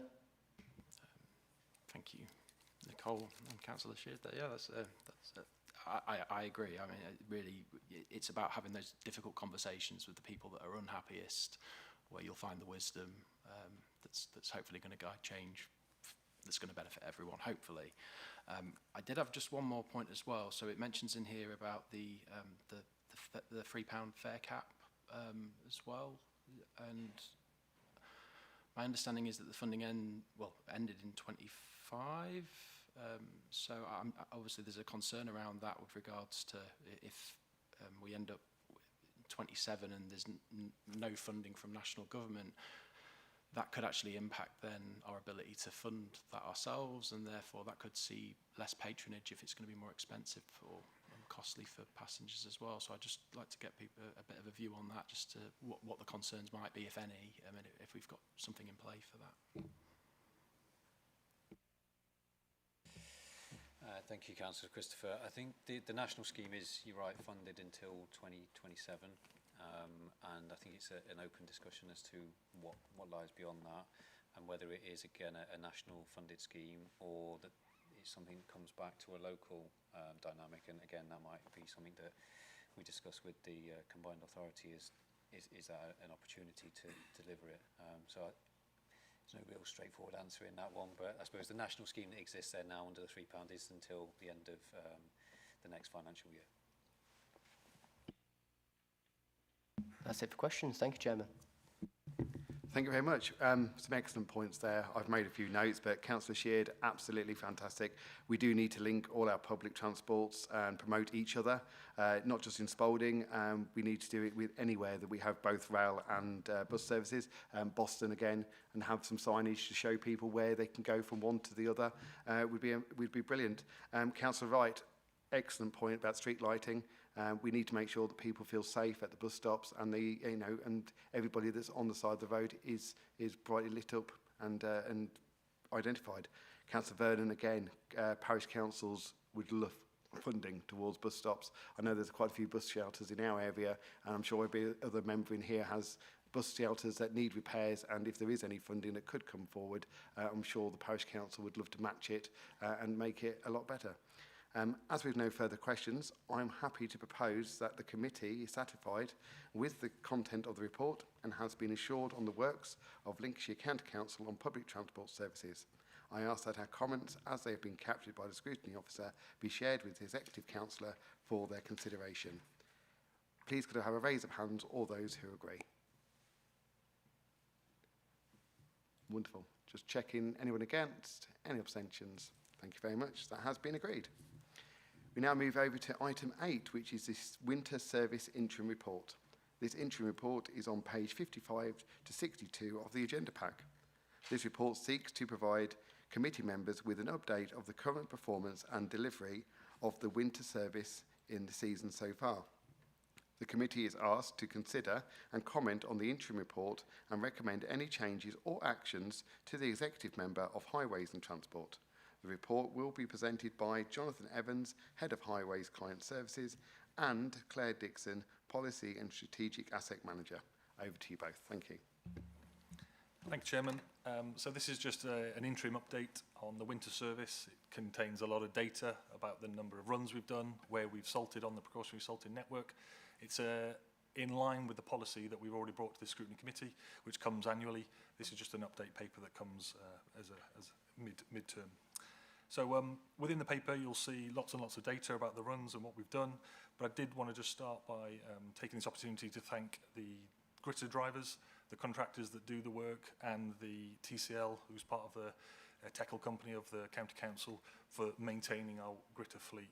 You'll see the 44 runs that we've done on the precautionary salting network were successful, and every time it drops below 0.5 degrees, that network is salted so that we are safer on the roads. I just wanted to start there before we hand over to Claire Dixon, who's going to run through the paper. Thank you. Thanks, Jonathan. Thank you, Chairman. So, as we said, this report is a mid-season report for the winter service. It aligns with our winter service plan, which came to Highways and Transport Scrutiny Committee in June of 2025.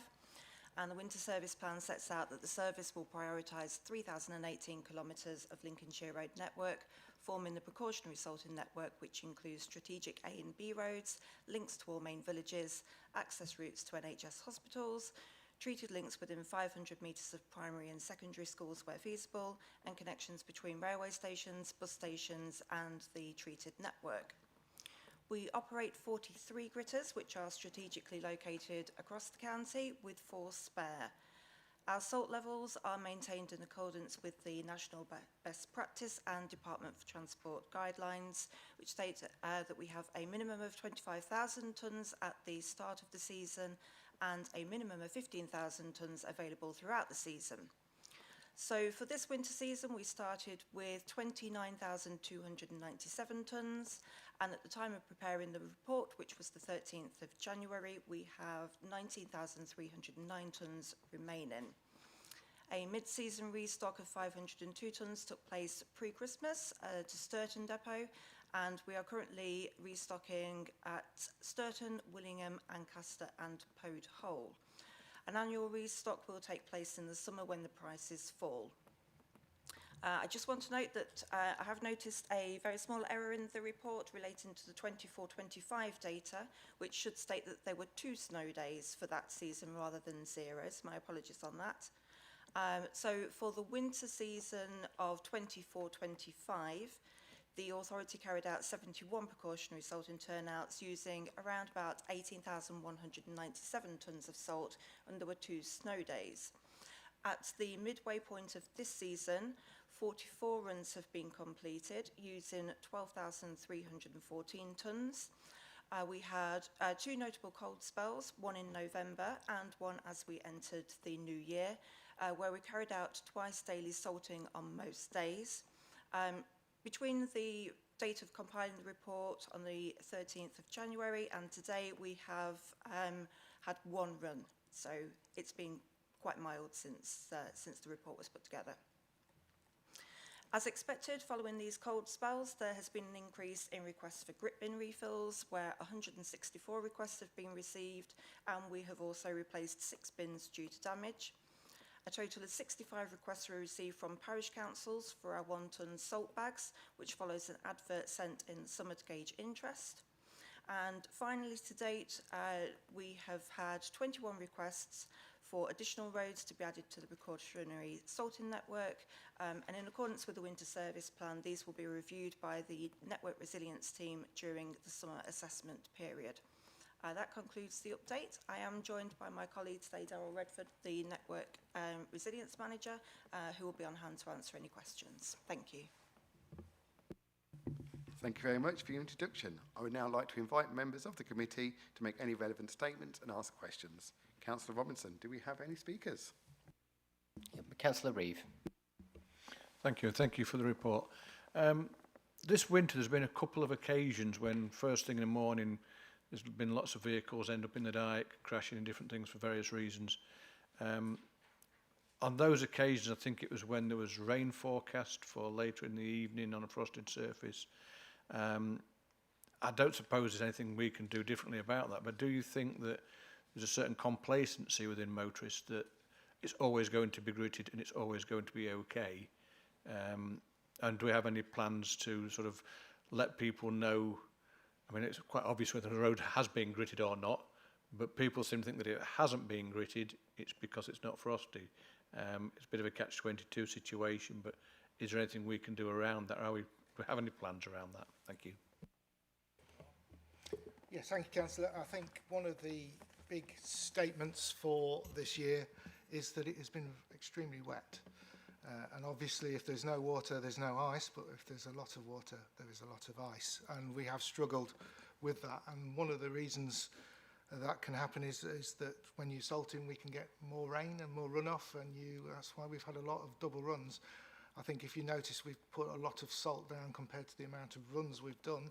That's because we've been salting at maximum to do that, and it's been difficult. We've had a couple of days, like you say, where it's been difficult in the morning to one point where I actually went on the radio on one of the evenings to warn everyone that it could be tricky even though we've been out salting. So you do make your point. We've got to understand that salt is not a magical substance. It can fail, things can go wrong, the weather can be against you, and I would always stress to the public to drive to the conditions and always drive with some care and attention when going out on winter days. It's very difficult some days. And I will state that we have been out salting some nights when the public don't think we have. It's just that the weather can be unpredictable in certain locations as well. We do have eyes around most locations around the county, but not everywhere. It's a very big place, and we only have 12 weather stations looking internally around the county. So sometimes a local area that can have some rain that we have not picked up on. We do deal with our blue light services, who are very quick to let us know if there's an issue, and we will spot salt, but we have to be aware of that as well. But yes, the big headline this year is it's been very, very wet, as well as very, very cold at certain points, to the point where we had, just in the new year, we had 3 fronts coming in from the west, which would usually raise temperatures, drop a lot of rain and raise temperatures. They did not. They dropped a lot of rain, but the temperatures did not raise until the 3rd front moved in, and it caused us significant issues. I mean, that was round about from the 4th of January to the 13th of January, where we were really, really up against it. So I appreciate the comment, and it's very clear. I think we do need to keep bashing on, particularly with our media colleagues, about the fact that even though we have salted, there can still be issues. Thank you very much. Thank you. Councillor Clark. Thank you. It's about primary schools where treated links within schools, if feasible. If it isn't, is there a case for the council to contact the school and to say, we can't grit you, you know, it's not safety, close the school? I think what we do is we tend to salt within 500 metres of every school. Most schools do get to the gate. I mean, we've got to understand these are 26-tonne vehicles, and sometimes that's not always possible. So that's the first point. I think we do work a lot with our school colleagues and educational colleagues to put grit bins and self-help situations there. And that's something maybe we need to talk about, maybe supplying the salt bags as well to certain areas where we do not reach. That could be looked at. We do talk to our educational colleagues during extreme events and weather, but we do not at the moment talk when we have a gritting route. But all gritting routes that we have said that we will do on a precautionary run, we will do. So we won't miss any schools out if we're going out and doing that.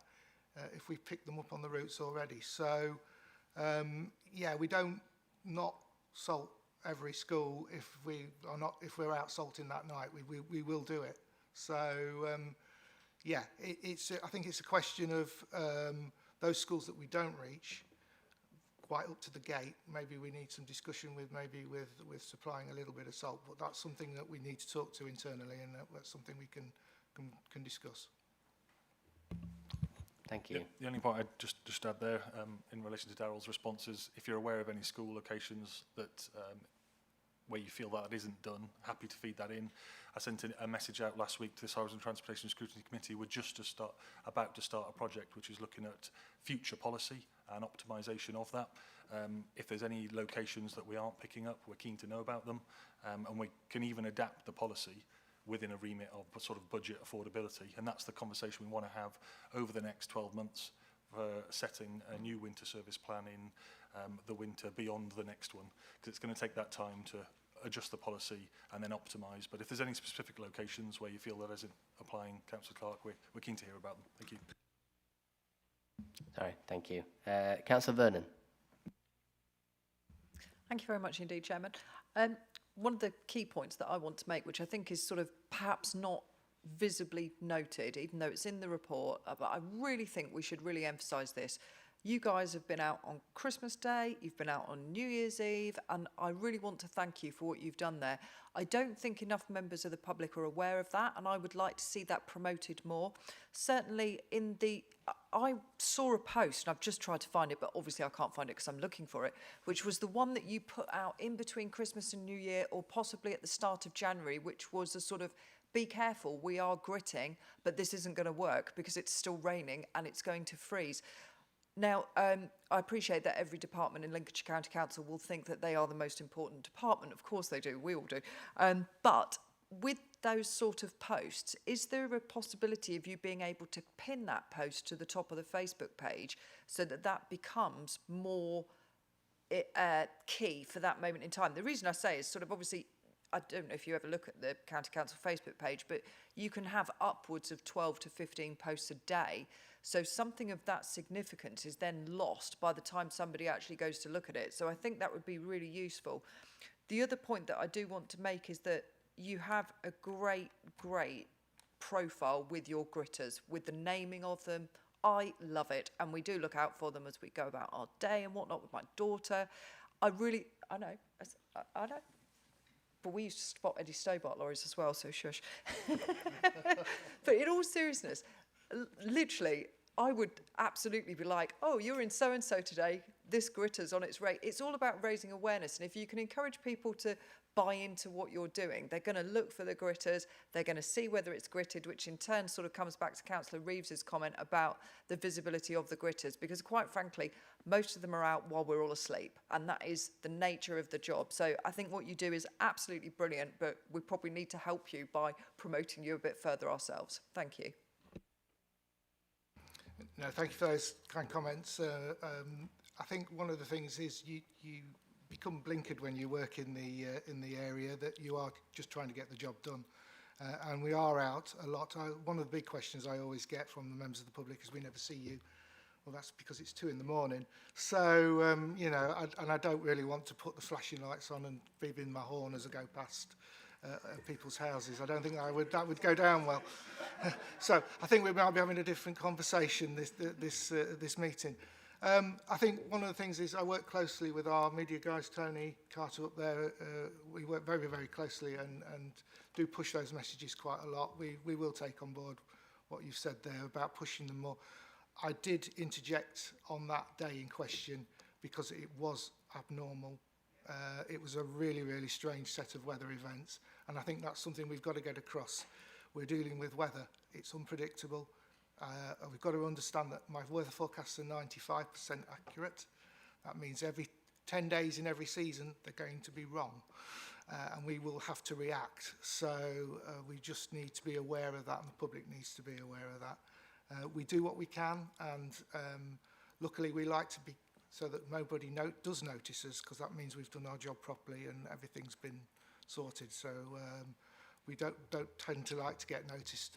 On far as the gritter naming front, we are doing more, and we will be looking at doing more over the summer. with the schools and with the local care centres. We are looking at ways of trying to get that data available so that people can see what we have done overnight. And that's something as well that we're looking at through that as well. So there is a number of options and things going on that may push that even further. And as I say, the ladies in the local co-op like to know what Scrutiny Spears has been doing over the day. They always ask me. So, but yes, it is starting to make some ripples among the public. Thank you. Councillor Christopher. Thank you very much, Chair. I really appreciate getting all the reports through on my email, telling me where you're going, what you're doing, and whatever else. And I think the public maybe don't see that, and it would be a bit of an overkill for this. It sometimes feels overkill for me, all those emails every single day when it's really, really cold. But the team is clearly following the policy and getting through the work and dealing with those challenges. It's really reassuring to see that and get those regular updates as well. So I really feel like we know what you're doing if a question's come forward. And I've had 4, I think, this year around ice and those conditions, and it's been really easy for me to explain those to residents. So that's a testament to the team and the feedback that we get from you in the briefings.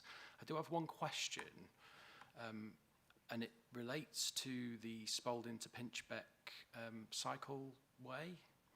So my understanding is at the moment the policy doesn't cover cycle routes. It's essentially focused on 4 wheels because we've got a budget to keep to and whatever else. But the intention of that cycleway was to get like a modal shift of usage and get more and more people travelling. And I just wonder if there is any work going on. It's maybe more for the executive just to sort of perk their ears up a little bit and consider that if we're having those routes in play and they're not being gritted, then that really means that they're not going to be possible to use for potentially 60 days of the year. And I'd just like to know if that's something that is in the minds of the team for coming forward as we expand those routes out, really. Thank you, Councillor Christopher, and thank you for those comments about the service. Yeah, I think just in relation to that comment, I think the service care a lot about getting this right, and because safety is involved, we'll always make sure that we're there out at the right time in line with our policy. In relation to the question, I think from a winter perspective, we are happy to salt more, precautionary salting. Obviously, it's within that budget envelope again as a council, which we just need to understand. We're keen to work with our colleagues across the council to get travel and people on different modes of transport. The only things we've got to consider with the executive is resources. At the moment, are just putting out 43 gritters on the routes has a driver sort of capacity issue across the contract. It's getting those skills in the county. If it's anywhere that's away from a highway, that resource gets even harder and harder to deliver. So if it's hand salting or delivering on some other mechanism, it just means that resource is more and more spread. So happy to consider that, and I think I'll take that away as an action to progress how we engage on that going forward. But again, it's got to be within that sort of budget envelope, and that's going to be one of the constraints we need to consider. And maybe we consider it as part of that working group to look at the new policy. At the moment, our policy states that we do it when we do severe weather, when we've got a prolonged snowfall event or ice for beyond 24 hours and then the next 24-hour gap. So we have acknowledged it within the policy, but getting to those locations, if they're not defined, is going to be a challenge in terms of budget, but one that we're keen to have and keen to work with the Scrutiny Committee on. Thank you. Councillor Shedd. Just on that point, what I would suggest, particularly in Spalding, is we have quite a strong cycling community group. So if you're needing assistance in that or some advice or help, perhaps get in touch with them. They're the ones who can ideally offer what potentially they might be able to do, because I know they're keen to keep the routes open as long as and as many days as possible.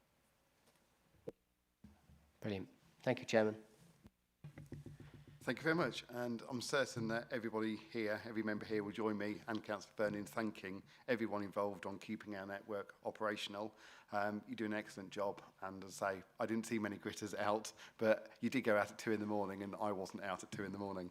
I would just like to see, could we have more communications going out, probably to parish councillors, or as Councillor Shear just mentioned, to other groups regarding the salt bins, and they are allowed to use them.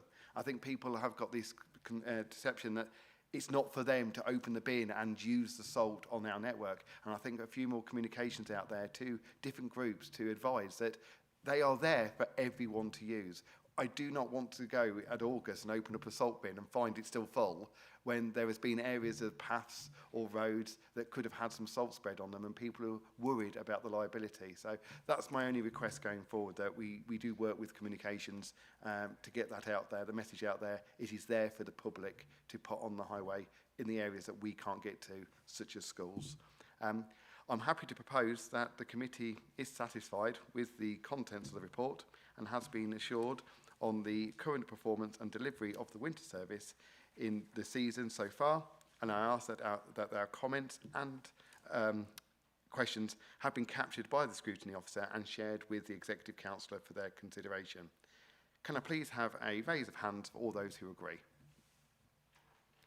And we'll go through the motions. Anybody against? Any abstentions? Thank you very much. That has been agreed. Thank you. We now move over to item number 9, which is the Fix My Street update. This interim report can be found on pages 63 to 70 of the agenda pack. This report provides an overview of the use of the public-facing fault reporting platform Fix My Street within Lincolnshire County Council's highway services.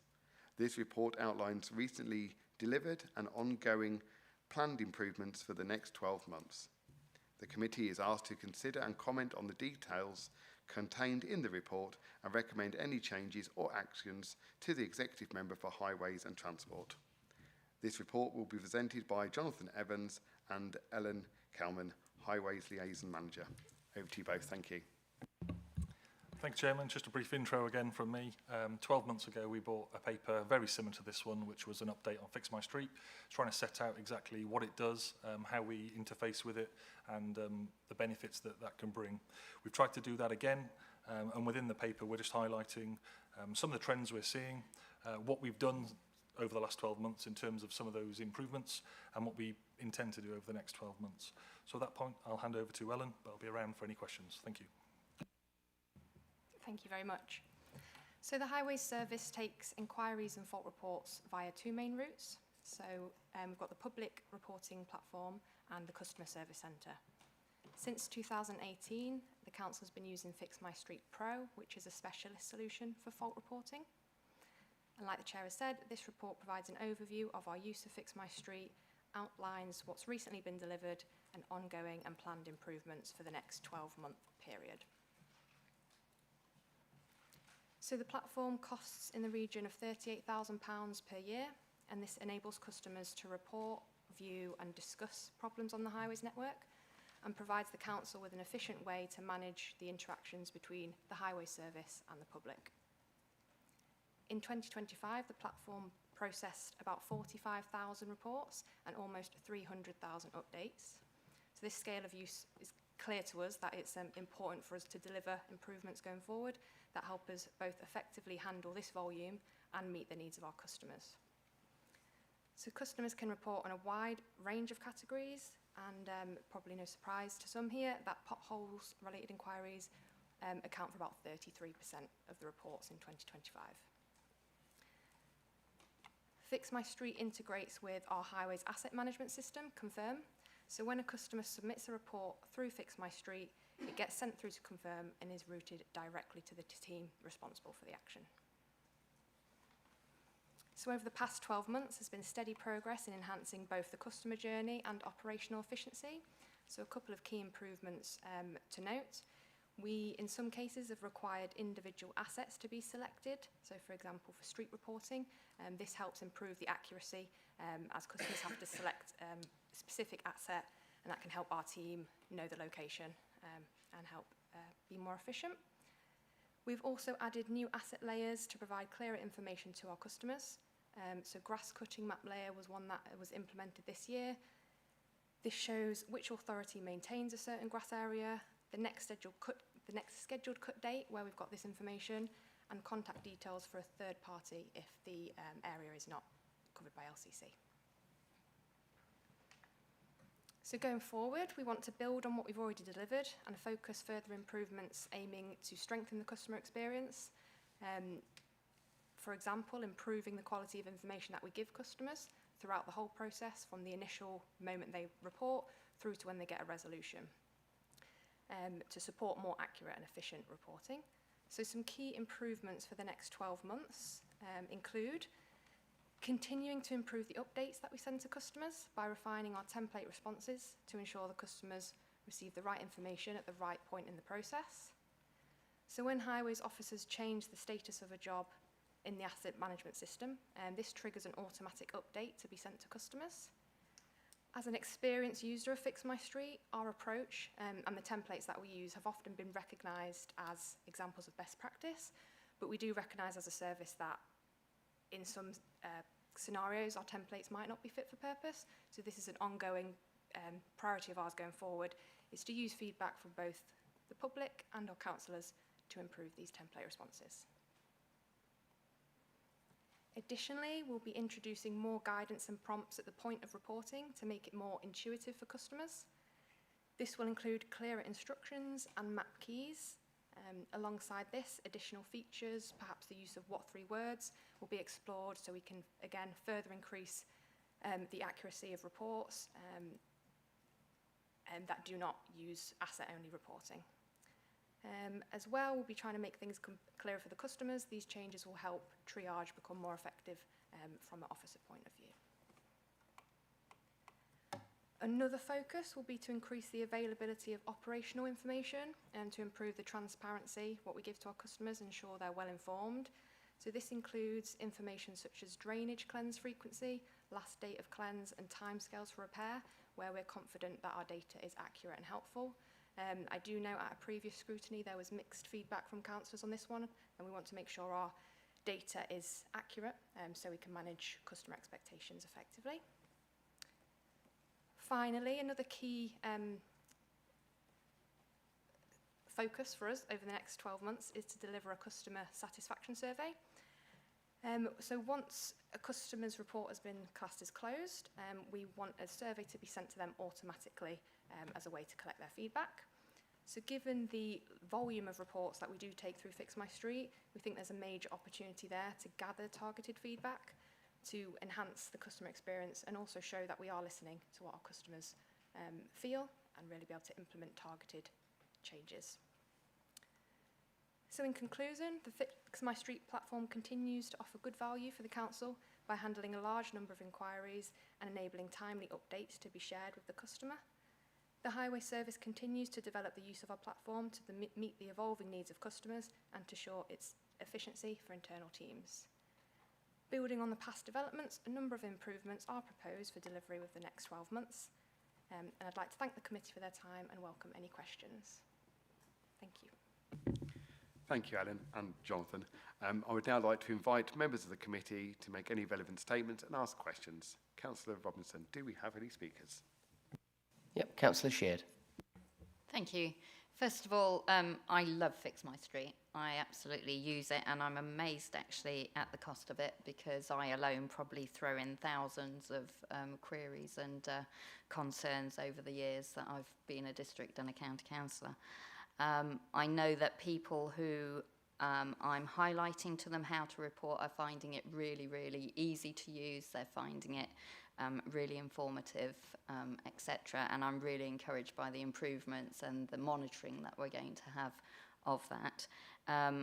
I would just highlight that I myself and a local advocate within the community are actually doing a workshop for people at our local library. We're inviting them along so that they can learn how to use Fix My Street. I've also used the local press to highlight the reporting mechanism, because when I do get people sort of saying this is going on in my area, I don't know how to report, it's being highlighted. So just be prepared, you might get quite a few more queries coming in the future. Fabulous, thank you very much, Councillor Sheard. And if you would like any support at that, please let me know, I'd be happy to join. Thank you. Thank you. Councillor Grantham. Thank you, Chair. Yeah, I'm also a big advocate. I must report tens of thousands on there. Yes. I just want to say I'm glad that you've identified some of the bugs that go on Fix My Street. I know that I've reported a pothole back in August and it's only just been fixed in January. So I was just wondering,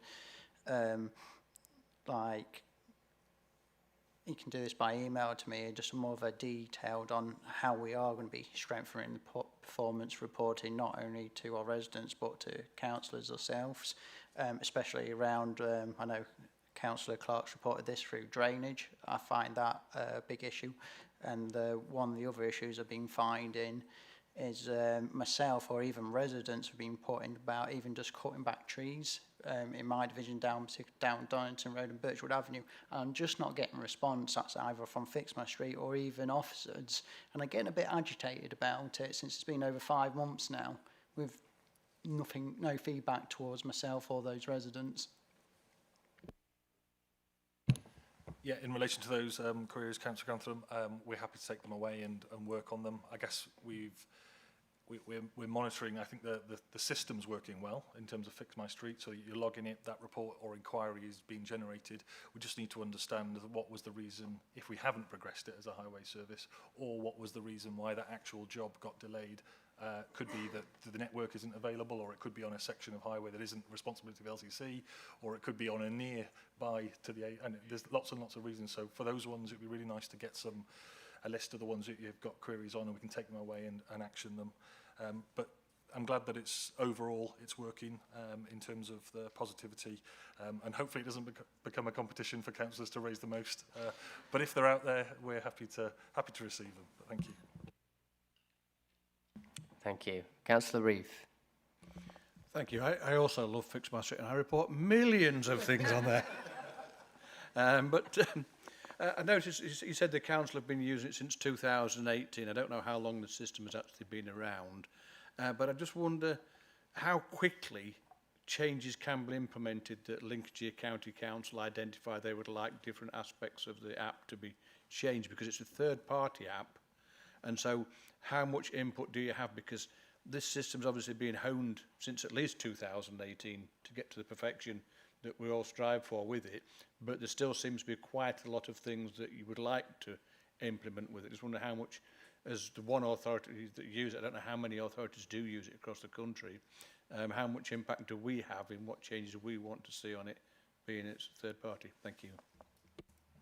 Thank you very much, Councillor. So we are in regular contact with My Society, who operate Fix My Street. We have at least quarterly account manager meetings with them where we go through a whole list of things and have a set agenda. We also have the ability to send them tickets, it's called, which can be a question, a problem or a suggestion, and we're quite good at firing things their way as often as we like. So they often get back to us, depending on the complexity of our query, within a day or two. And then there's a bit of a scale on how quickly we can implement changes, again, depending on the complexity. Our team has access to a back office system, so there's some changes that could be made quite quickly, maybe a tweak of wording, things like that. And there's some that are a bit more complex because we need to make sure any knock-on effects with our asset management system. So if you change something in one platform, it might, have a knock-on effect. We do have a pipeline of improvements that we kind of rate on, again, their complexity, how much time it would need, things like that, so we can try and prioritise those. So yeah, it's a bit of a scale. And I would say as well, I know a lot of councillors do speak directly to their local highways manager to feed any feedback into them. That's really helpful. Please do keep doing that. And if you have any specific updates you would like, please pass that on to them. And again, we're in regular contact with them to prioritise our improvements. Thank you very much. Just going to add a tiny bit more to that one. In relation to the My Society, it's just worth stressing that they're set up as a charity and they're not for profit. But as a council, we put forward, as Ellen's outlined there, ideas and concepts. If there's a sort of enough people or other authorities that are saying the same thing, they'll invest that time and effort. But we can also push forward and pay for extra changes if we want it to be unique for Lincolnshire. And sometimes we've done that in the past where we believe that this is unique to Lincolnshire and we just want to get on with it. We can progress it at a quicker pace. So they do work with us on that. Thank you. Councillor Christopher. Thank you, Chair. I noticed there's an element in here about adding sort of the areas for grass cutting schedules and things like that. So will make it easier to determine who's responsible for it and whatever else. And it's interesting hearing the comments about sort of people not saying they're not getting feedback and whatever else, because certainly I've been using Fix My Street for quite a long time now, and what I noted a few years ago was that as a pro user, you get much better sort of communication between ourselves as the local authority and the public. My understanding is that only one of the districts in the county is actually a pro user in conjunction, and noting that, because that's quite a recent change, I think, and I can't remember who it is, whether it's South Kesteven or it is South Kesteven, okay, brilliant. I wonder, because of course that means that they're very much siloed, so theirs goes through to their customer services team. You've then got a risk of human error, but also you've got the responsibility falling to those teams to actually feed back. And I've seen quite a few examples where actually there's been maybe somebody complaining that nothing's happened, but actually it's because it's not actually the county's responsibility, it's the district's and vice versa, and it isn't always placing it right. So I suppose, has any work sort of been done on how much better this would work if all of the districts were included? Because of course, as we move to LGR, and if that does go ahead, there's going to be an opportunity there to sort of streamline all of that anyway. But there's always the risk that LGR could be postponed or cancelled or whatever else. And I just wonder if I've raised it with Lincoln. It wasn't a lot of money, but it was declined.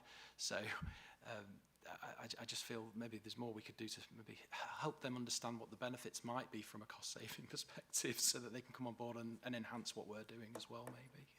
Thank you. Happy to take that one. Thank you for the question, Councillor Christopher. I think the work that we've done and the paper would outline, we're probably primarily focused on the highway service, but Fix My Street equally supports a number of services across the Place Directorate at Lincolnshire County Council.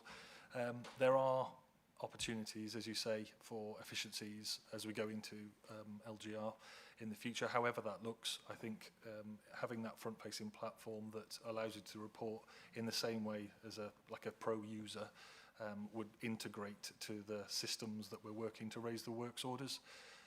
So I think there is opportunity. We've discussed it verbally as part of our LGR submissions, but in terms of sort of progressing it, it hasn't gone further than taking forward and putting a value to it. But I do believe and agree with you that there's something there to go up.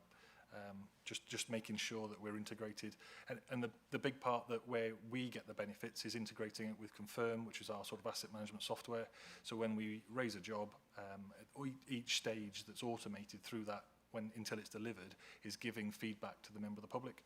So that final photo of a pothole is coming directly from the crew that have taken the photo with a tablet, and that's automated back. So there's no sort of humans in there sort of interacting with it once it's been taken. So there is opportunity, but I think it'll depend on how each district authority at the moment is interfacing with their works ordering system. So yeah, something for us to consider. Oh, sorry, can I just come back on one more question? Is that all right? I'm definitely sold on the concept of the pro user thing, and I really do feel like actually it's a shame that the districts aren't making better use of it, because it is so much easier for the public to understand it. And that sort of brings me on to this question as well, because it mentions in here about us moving over to sort of what was it on here? Moving. Oh, I had one on super users, I was using that. No, it was moving to specific timescales, so actually sort of guiding people on, rather than just saying, oh, we've got your request, the idea is we should be able to say, this should be rectified within a certain amount of time. And I suppose I'm just worried that managing expectations, as I'm sure your team will do perfectly, but will the system have the ability, if that time scale slips because of weather or other problems, are we confident that it's going to update those people so that we're not getting lots and lots of complaints about, well, you said it'll be on this date and it hasn't been done yet, and whatever else coming through? Thank you, Councillor Christopher. I think at the moment we've put it in the paper as a concept thing to work on. What we think we will do is implement it in 2 stages, and I'm keen to hear the Scrutiny Committee's views on it. Within our HIAMP that we'll be bringing in March, but the existing HIAMP outlines our response times in relation to our service levels. So if we get a pothole on an A road, we'll be there within a certain timescale, and if it's a lower class hierarchy, we'll be there in another timescale. So we think there's an opportunity at that first stage when someone raises a defect on that hierarchy, they can get at least our HIAMP response time of thank you for reporting that. This defect will be repaired within 7 days, sort of thing, as outlined in that policy document. The bit that we'd like to get to in time, and we think we've got the technology now because every pothole is or defect is mapped through our system. It's also scheduled by the contractors. So within a week or so of the works getting done, it's scheduled of when it's exactly getting done in the daytime. A little bit like your shopping will arrive to your house at a certain time. The similar concept can happen for pothole delivery. The bit that we need to work on and gain that confidence on is once the second phase of that live reporting. So once it's scheduled to a gang, in theory, we know about that a number of days before it's scheduled to that gang.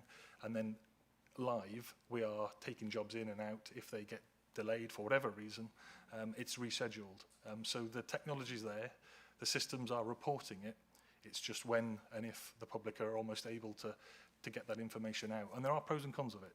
Like you say, if we get it wrong, we could be a disbenefit for us as a sort of council. But the information is there and it's happening. So I'm keen to get it out in time and keen to work with the Scrutiny Committee to make sure that's done in the best way. Thank you. Councillor Vernon. Thank you very much, Chairman. Like Councillor Christopher, I do have some concerns about the risk of quoting a timescale. Risky, but potholes, possibly. Other areas, I think it's very, very difficult to judge. And I think we've seen firsthand in this scrutiny panel how planned works can be delayed, even something that's been planned for weeks and weeks and weeks. And I do worry about managing the expectations of the public. We do have quite a good reputation, I think, as turning up, and I'd hate for this to damage that, if I'm being brutally honest. So I would urge caution on that, but note the points that you're making about the gangs being able to do it directly, which may sort of obviously feed in better than sort of somebody in an office obviously doing it remotely. So yeah, I'll sort of reserve judgment slightly on that. On 4.4, you mentioned specifically grass cutting. So obviously I'm going to mention grass cutting. Again, I'm not sure that answer that you give as an example would be acceptable to any member of the public. Sort of, oh yeah, in rural areas we cut roads to the first 1.1 metre. Your next cut is between the 14th of April and 21st of May. I think that actually might provoke more upset than sort of not having that there. So again, I think this is all about the messaging and being really careful with the messaging that is coming. I appreciate it's tricky. I love the idea of refining the messaging. We know from first hand sort of within the storms that sort of thank you for your query, your response will be got back to you in 21 days really didn't do anything to endear us to members of the public at all. So I think it's important to look at it, but we do need to be careful how it's done. I just sort of want to ask, before I do, 38,000 a year, this is an absolute bargain, quite frankly, and I think it's one of the best pieces of software we have, full stop, in the County Council. It's a brilliant investment, and if you think about how many inquiries come through that and then go backwards and work out how much per inquiry, I don't think there's any other software in the world that'd be better. And I'd like to say at this point that I actually have submitted zillions, so beat that. So yeah, we'll see. But I must ask about why there has been a drop in the number of reports over the last couple of years, because it is a fantastic system, and I can't quite work it out myself. If you look at the figures for 2023, obviously sort of 83% of inquiries were coming through on Fix My Street, 16.81% on the call centre. What's changed there? Because that is interesting, and you would think that that figure would increase rather than decrease. So yeah, I'd welcome your thoughts on that. But all in all, yeah, it's brilliant. Thank you. Thank you, Councillor. It's a difficult one with looking at the amount of inquiries that come through per year. So going forward, we do want to be able to have some more management information and create some performance data to share with you to really quantify those numbers. Because more reports doesn't necessarily mean we're doing better. Neither does less. It might be that an area we've improved 1 year, so there's less reports, or things like extreme weather events. It can have a significant effect on numbers. But yeah, I do completely get your point. I think we want to be able to drill down on that a bit more to see exactly if and why certain dips are happening. So we'll take that away. Thank you. Chairman, if I may just come back on that, actually that would be really, really useful, because we obviously know that we had significant severe weather at certain points of the year. So whilst this is a brilliant overview, and I accept that's completely what it's designed to be, it would be really, really interesting to drill down further. And we have had that information in the past where you can sort of say, right, X amount of queries were relating to flooding, X amount were relating to potholes, X amount were relating to grass cutting. Because there's obviously going to be seasonal peaks and troughs depending. I mean, well, I don't think anybody would be asking for grass cutting at this time of year, but obviously gritting may come up. So it would be really, really helpful to have that information in a bit more detail in future. Thank you. Thank you. Just to come back on that comment about the not the correct response sometimes going out in a storm event. For those that were raising inquiries through Storm Claudia, we did adjust our position there. So we've learnt lessons from where we were 12 months ago, because that was an issue that in normal practice, normal days, a sort of a halfway carriageway flooding or full carriageway flooding gets a response of, we'll thank you for your response, we'll get to it in 10 days.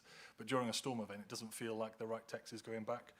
So during that event, we switched off that element and reported it differently. So we're learning all the time, and equally on that moment, we can change the splash page to say we're dealing with an incident, just so the member of the public gets some context about what they'd normally get in terms of feedback.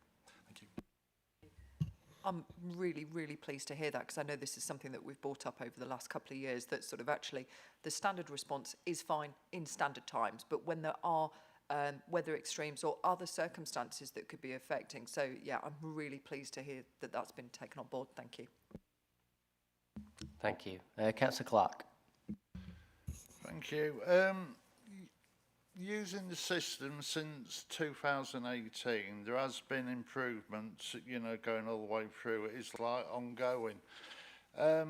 I have had a meeting with a highway officer and came over with my suggestions. I don't know if she put them forward or not, but, you know, I'm not going over them again.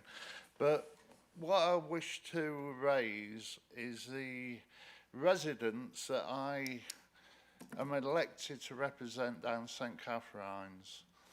This area, townhouses both sides of the street, got completely knocked out with a flood. So on January the 10th, it was raining. And there was no sign that it was going to stop raining. 2 gullies full up, water was going across the road, onto the paths, nearly in the house. I rang up the flood line, they rang up Fix My Street, and the response they got was, it's too complex. This is complex and needs investigation. No one came. No one responded to me. And after all, when you're using Fix My Street, you've got to have the confidence in it. Now, you go down there and tell those people next time they've got a fear of flooding to report on Fix My Street. So that really wants looking at. And I would like to know outside this meeting why no one went there. Thank you, Councillor Clark. Oh, wait, finish yet. Can also you tell me, I understand a bit about timescales. Can you also tell me at the minute how many jobs are in the system that have been reported that, you know, is 10,000, 20,000? Because one of the comebacks off the residents when you're trying to get them to use Fix My Street is, well, I reported it 3 months ago, nothing's happened yet. That is the end. Thank you. Thank you, Councillor Clark, and more than happy to dig into that, exactly what happened on that location at St Catherine's. In terms of Fix My Street, as we say, sometimes it's an automated response. It'll give a timescale, and it's not giving the unique response relevant to the ongoing pressure at that location. I'm hopeful whatever the response was, it was at this moment in time sending a jet or a tanker there isn't going to resolve that problem if it's a downstream known issue. So we need to look into that and make sure that we've got the right response going to you and understand and learn from it ultimately. I'm happy to take that one away. Equally as well, during a storm incident or flooding incident, we are really stretched in terms of resource, and sometimes we'll have you know, an A road shut, and it's just trying to balance those two things. We will jump and react to any sort of risk of flooding to a property. So that'll be the deployment of sandbags or trying to get equipment to those locations. But equally, we can't be everywhere during that incident across the county because it is so big. So hopefully the Scrutiny Committee understand the pressures that we face, but we will try and get it, learn what's happened at St Catherine's, understand it in more detail. In relation to jobs in the system, unless Ellen knows the answer to it, we can take that one away and look at the volume that we've got sort of in the pending element, and that might be something that we can report back in future as sort of a performance metric. Really good for us to do, and we do that similar for the like potholes, for example. We have a work basket information that we're dealing with all the time until they're either implemented or not.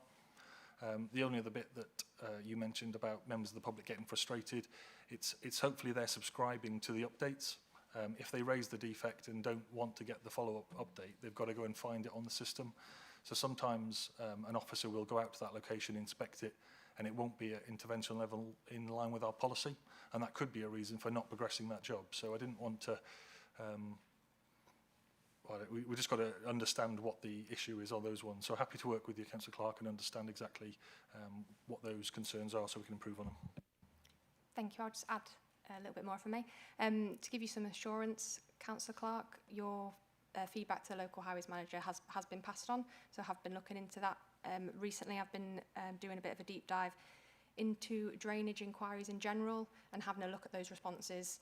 So your feedback was certainly helpful on that, and I've been identifying some ways that we can improve it. I think going off what other councillors have said also, the responses are sufficient in some areas, but there are other areas that maybe we could benefit from being more empathetic and more human. And I think drainage is particularly one of those, and that is something we'll be looking into. Thank you. Thank you. Just wanted an update on the way that we use the reports on ways that we get. So people use that, especially on the main roads. If there's a pothole on a main road, people can just pop it on, fix on ways. Can that filter through to Fix My Street as well, using what 3 words as well when it's tracked when it's been put on? Just so then because obviously people going on main roads don't want to be coming out reporting that on Fix My Street, so it's good to utilise ways where on those main roads. Thank you, Councillor. Yes, use of third-party apps such as Waze, again, is something we've been exploring recently. We do have some options of how that could be used. Directly tagging, say, potholes into Fix My Street may not be possible due to the terms and conditions. Waze don't want any third parties using it for commercial gain. But there might be ways around it, other ways we can use it that we can look into, whether that's as management information for us as officers that we can then use to target certain areas. And we could then use that information to add stuff onto Fix My Street ourselves, but maybe just not a direct link. But yes, we are looking into that and see how we can use the data out there. I think that's a great point. Thank you. Thank you very much. Councillor Grantham. Thank you very much.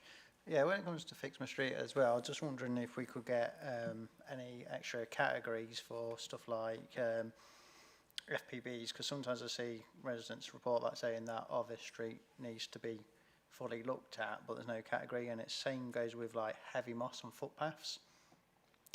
When I reported one down Fingley Street, yes, it did get done, but there was nothing to report that particular category. And I think if I can make a recommendations to the officers, and I don't know if council members will agree, I don't know if it would be worth just a workshop to talk about Fix My Street, and if we can have that recommendation put forward just to have a good chat. As you can see, we could probably be here for hours talking about it, and it's not like you're doing a bad job, but it feels like you had a grueling. I think you've done a fantastic job on Fix My Street. And I just want to reassure you that you know, obviously we're all advocates of here, and we just want the best for our residents and for what you do, which is a very important job. Thank you. Thank you very much, Councillor. Appreciate your feedback, and I completely agree.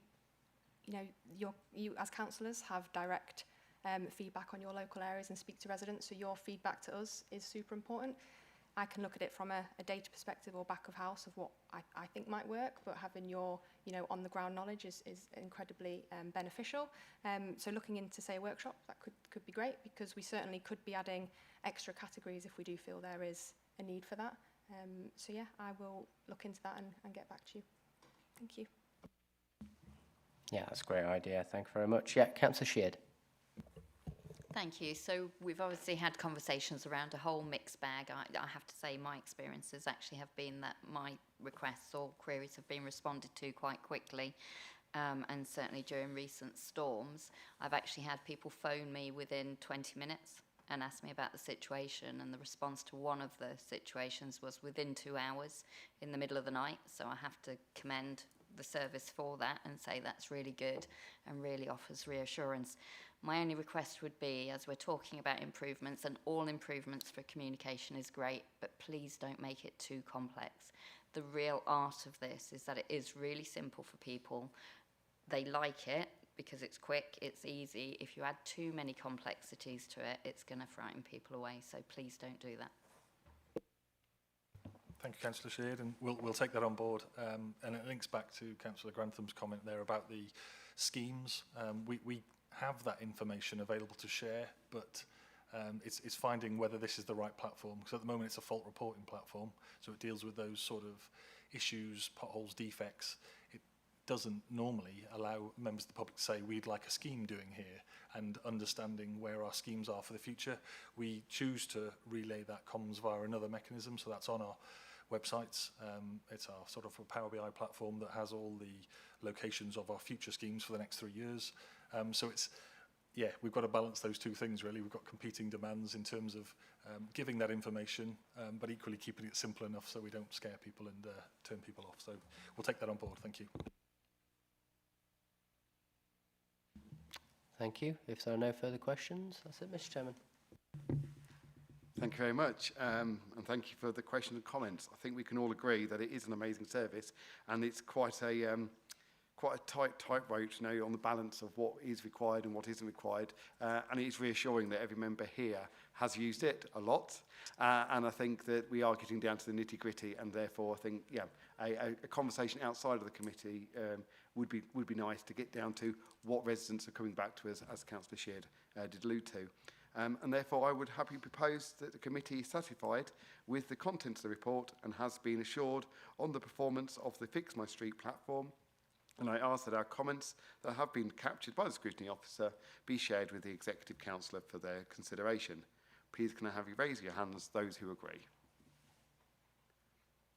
And again, just for certainty, those against, any abstentions? Thank you. That has been agreed. And now we move on to item 10, which is Highways and Transport Scrutiny Committee Work Programme.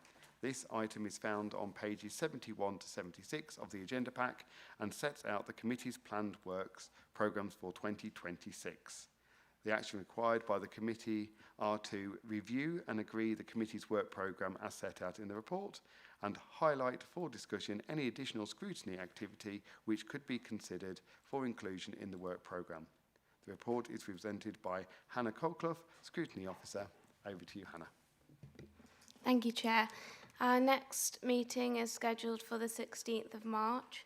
The most up-to-date work programme, we've got 6 items scheduled, 3 of which are pre-decision scrutiny, executive councillor decisions. We've got the Highways Infrastructure Asset Management Strategy 2026 and the Asset Management Plan 2025, and the Spalding to Pinchbeck Active Travel Improvements Tender Award Phases 3 to 5. Then we have 3 quarterly performance reports, the Highways Quarter 3 Performance Report, the Transport and Road Safety Performance Reports for Quarter 3, and the Major Work Schemes Report. Thank you. Thank you very much, Hannah. I would now like to invite any comments on the work programme. Thanks, Chairman. It was just to update within the March agenda. Whilst it's already busy, we'd like to bring a executive councillor decision for to put on the forward plan also for the extension and renewal of the TCL Gritter contract. It's very timely. It could do with going in March. Happy for either the performance report to get pushed back into the month later if we're struggling for time, but it's probably the priority over the updates. Thank you. Absolutely, I agree with that. Does any other councillor wish to make any more comments? Councillor Vernon. Thank you, Chairman. Thank you for that. Obviously, it's got nothing to do with me, but that seems a sensible suggestion to me. I'm just a little bit concerned by the lack of anything in the future at all, and wondered sort of if we had a plan or what we were going to be discussing. There's nothing. There's sort of one thing on the April agenda. Nothing at all in June as yet. July, we've got a couple of items. Normally at this point, we'd have a bit of a forward plan as to what you were looking at. So, yeah, I just wondered. Thank you. Thank you, Councillor Vernon. It's something that's being continually updated, but I'll definitely look into that and make sure that we have an adequate work programme coming up. Thank you. Thank you. If I may just come back on that, it's quite useful to know in advance what we're doing, and certainly sort of we've had obviously the bus, road safety partnership, rail. It's useful to see where they're scheduled in for the future, so I would appreciate that. Thank you. Thank you. Yeah, well, any updates, we'll get back to you on that. Thank you, taken on board. Councillor Clerk. Thank you, Chair. Going on what Councillor Vernon about issues to discuss and review. December the 15th, I raised the issue about scrutinising the work and performance of the pothole probe. The minutes say officers would consider an additional report. Is there any movement on this, and have we got a date for it? Happy to take that one. I've been trying to update or keep the Scrutiny Committee updated through the quarterly performance report. I've put it in there as a paragraph, as a narrative. We are still trialling the Pothole Pro. We will be getting to a position soon where we bring a recommendation to the Scrutiny Committee. I would probably suggest that's either April or May, but we will be bringing in a paper to update if that's okay. Thank you.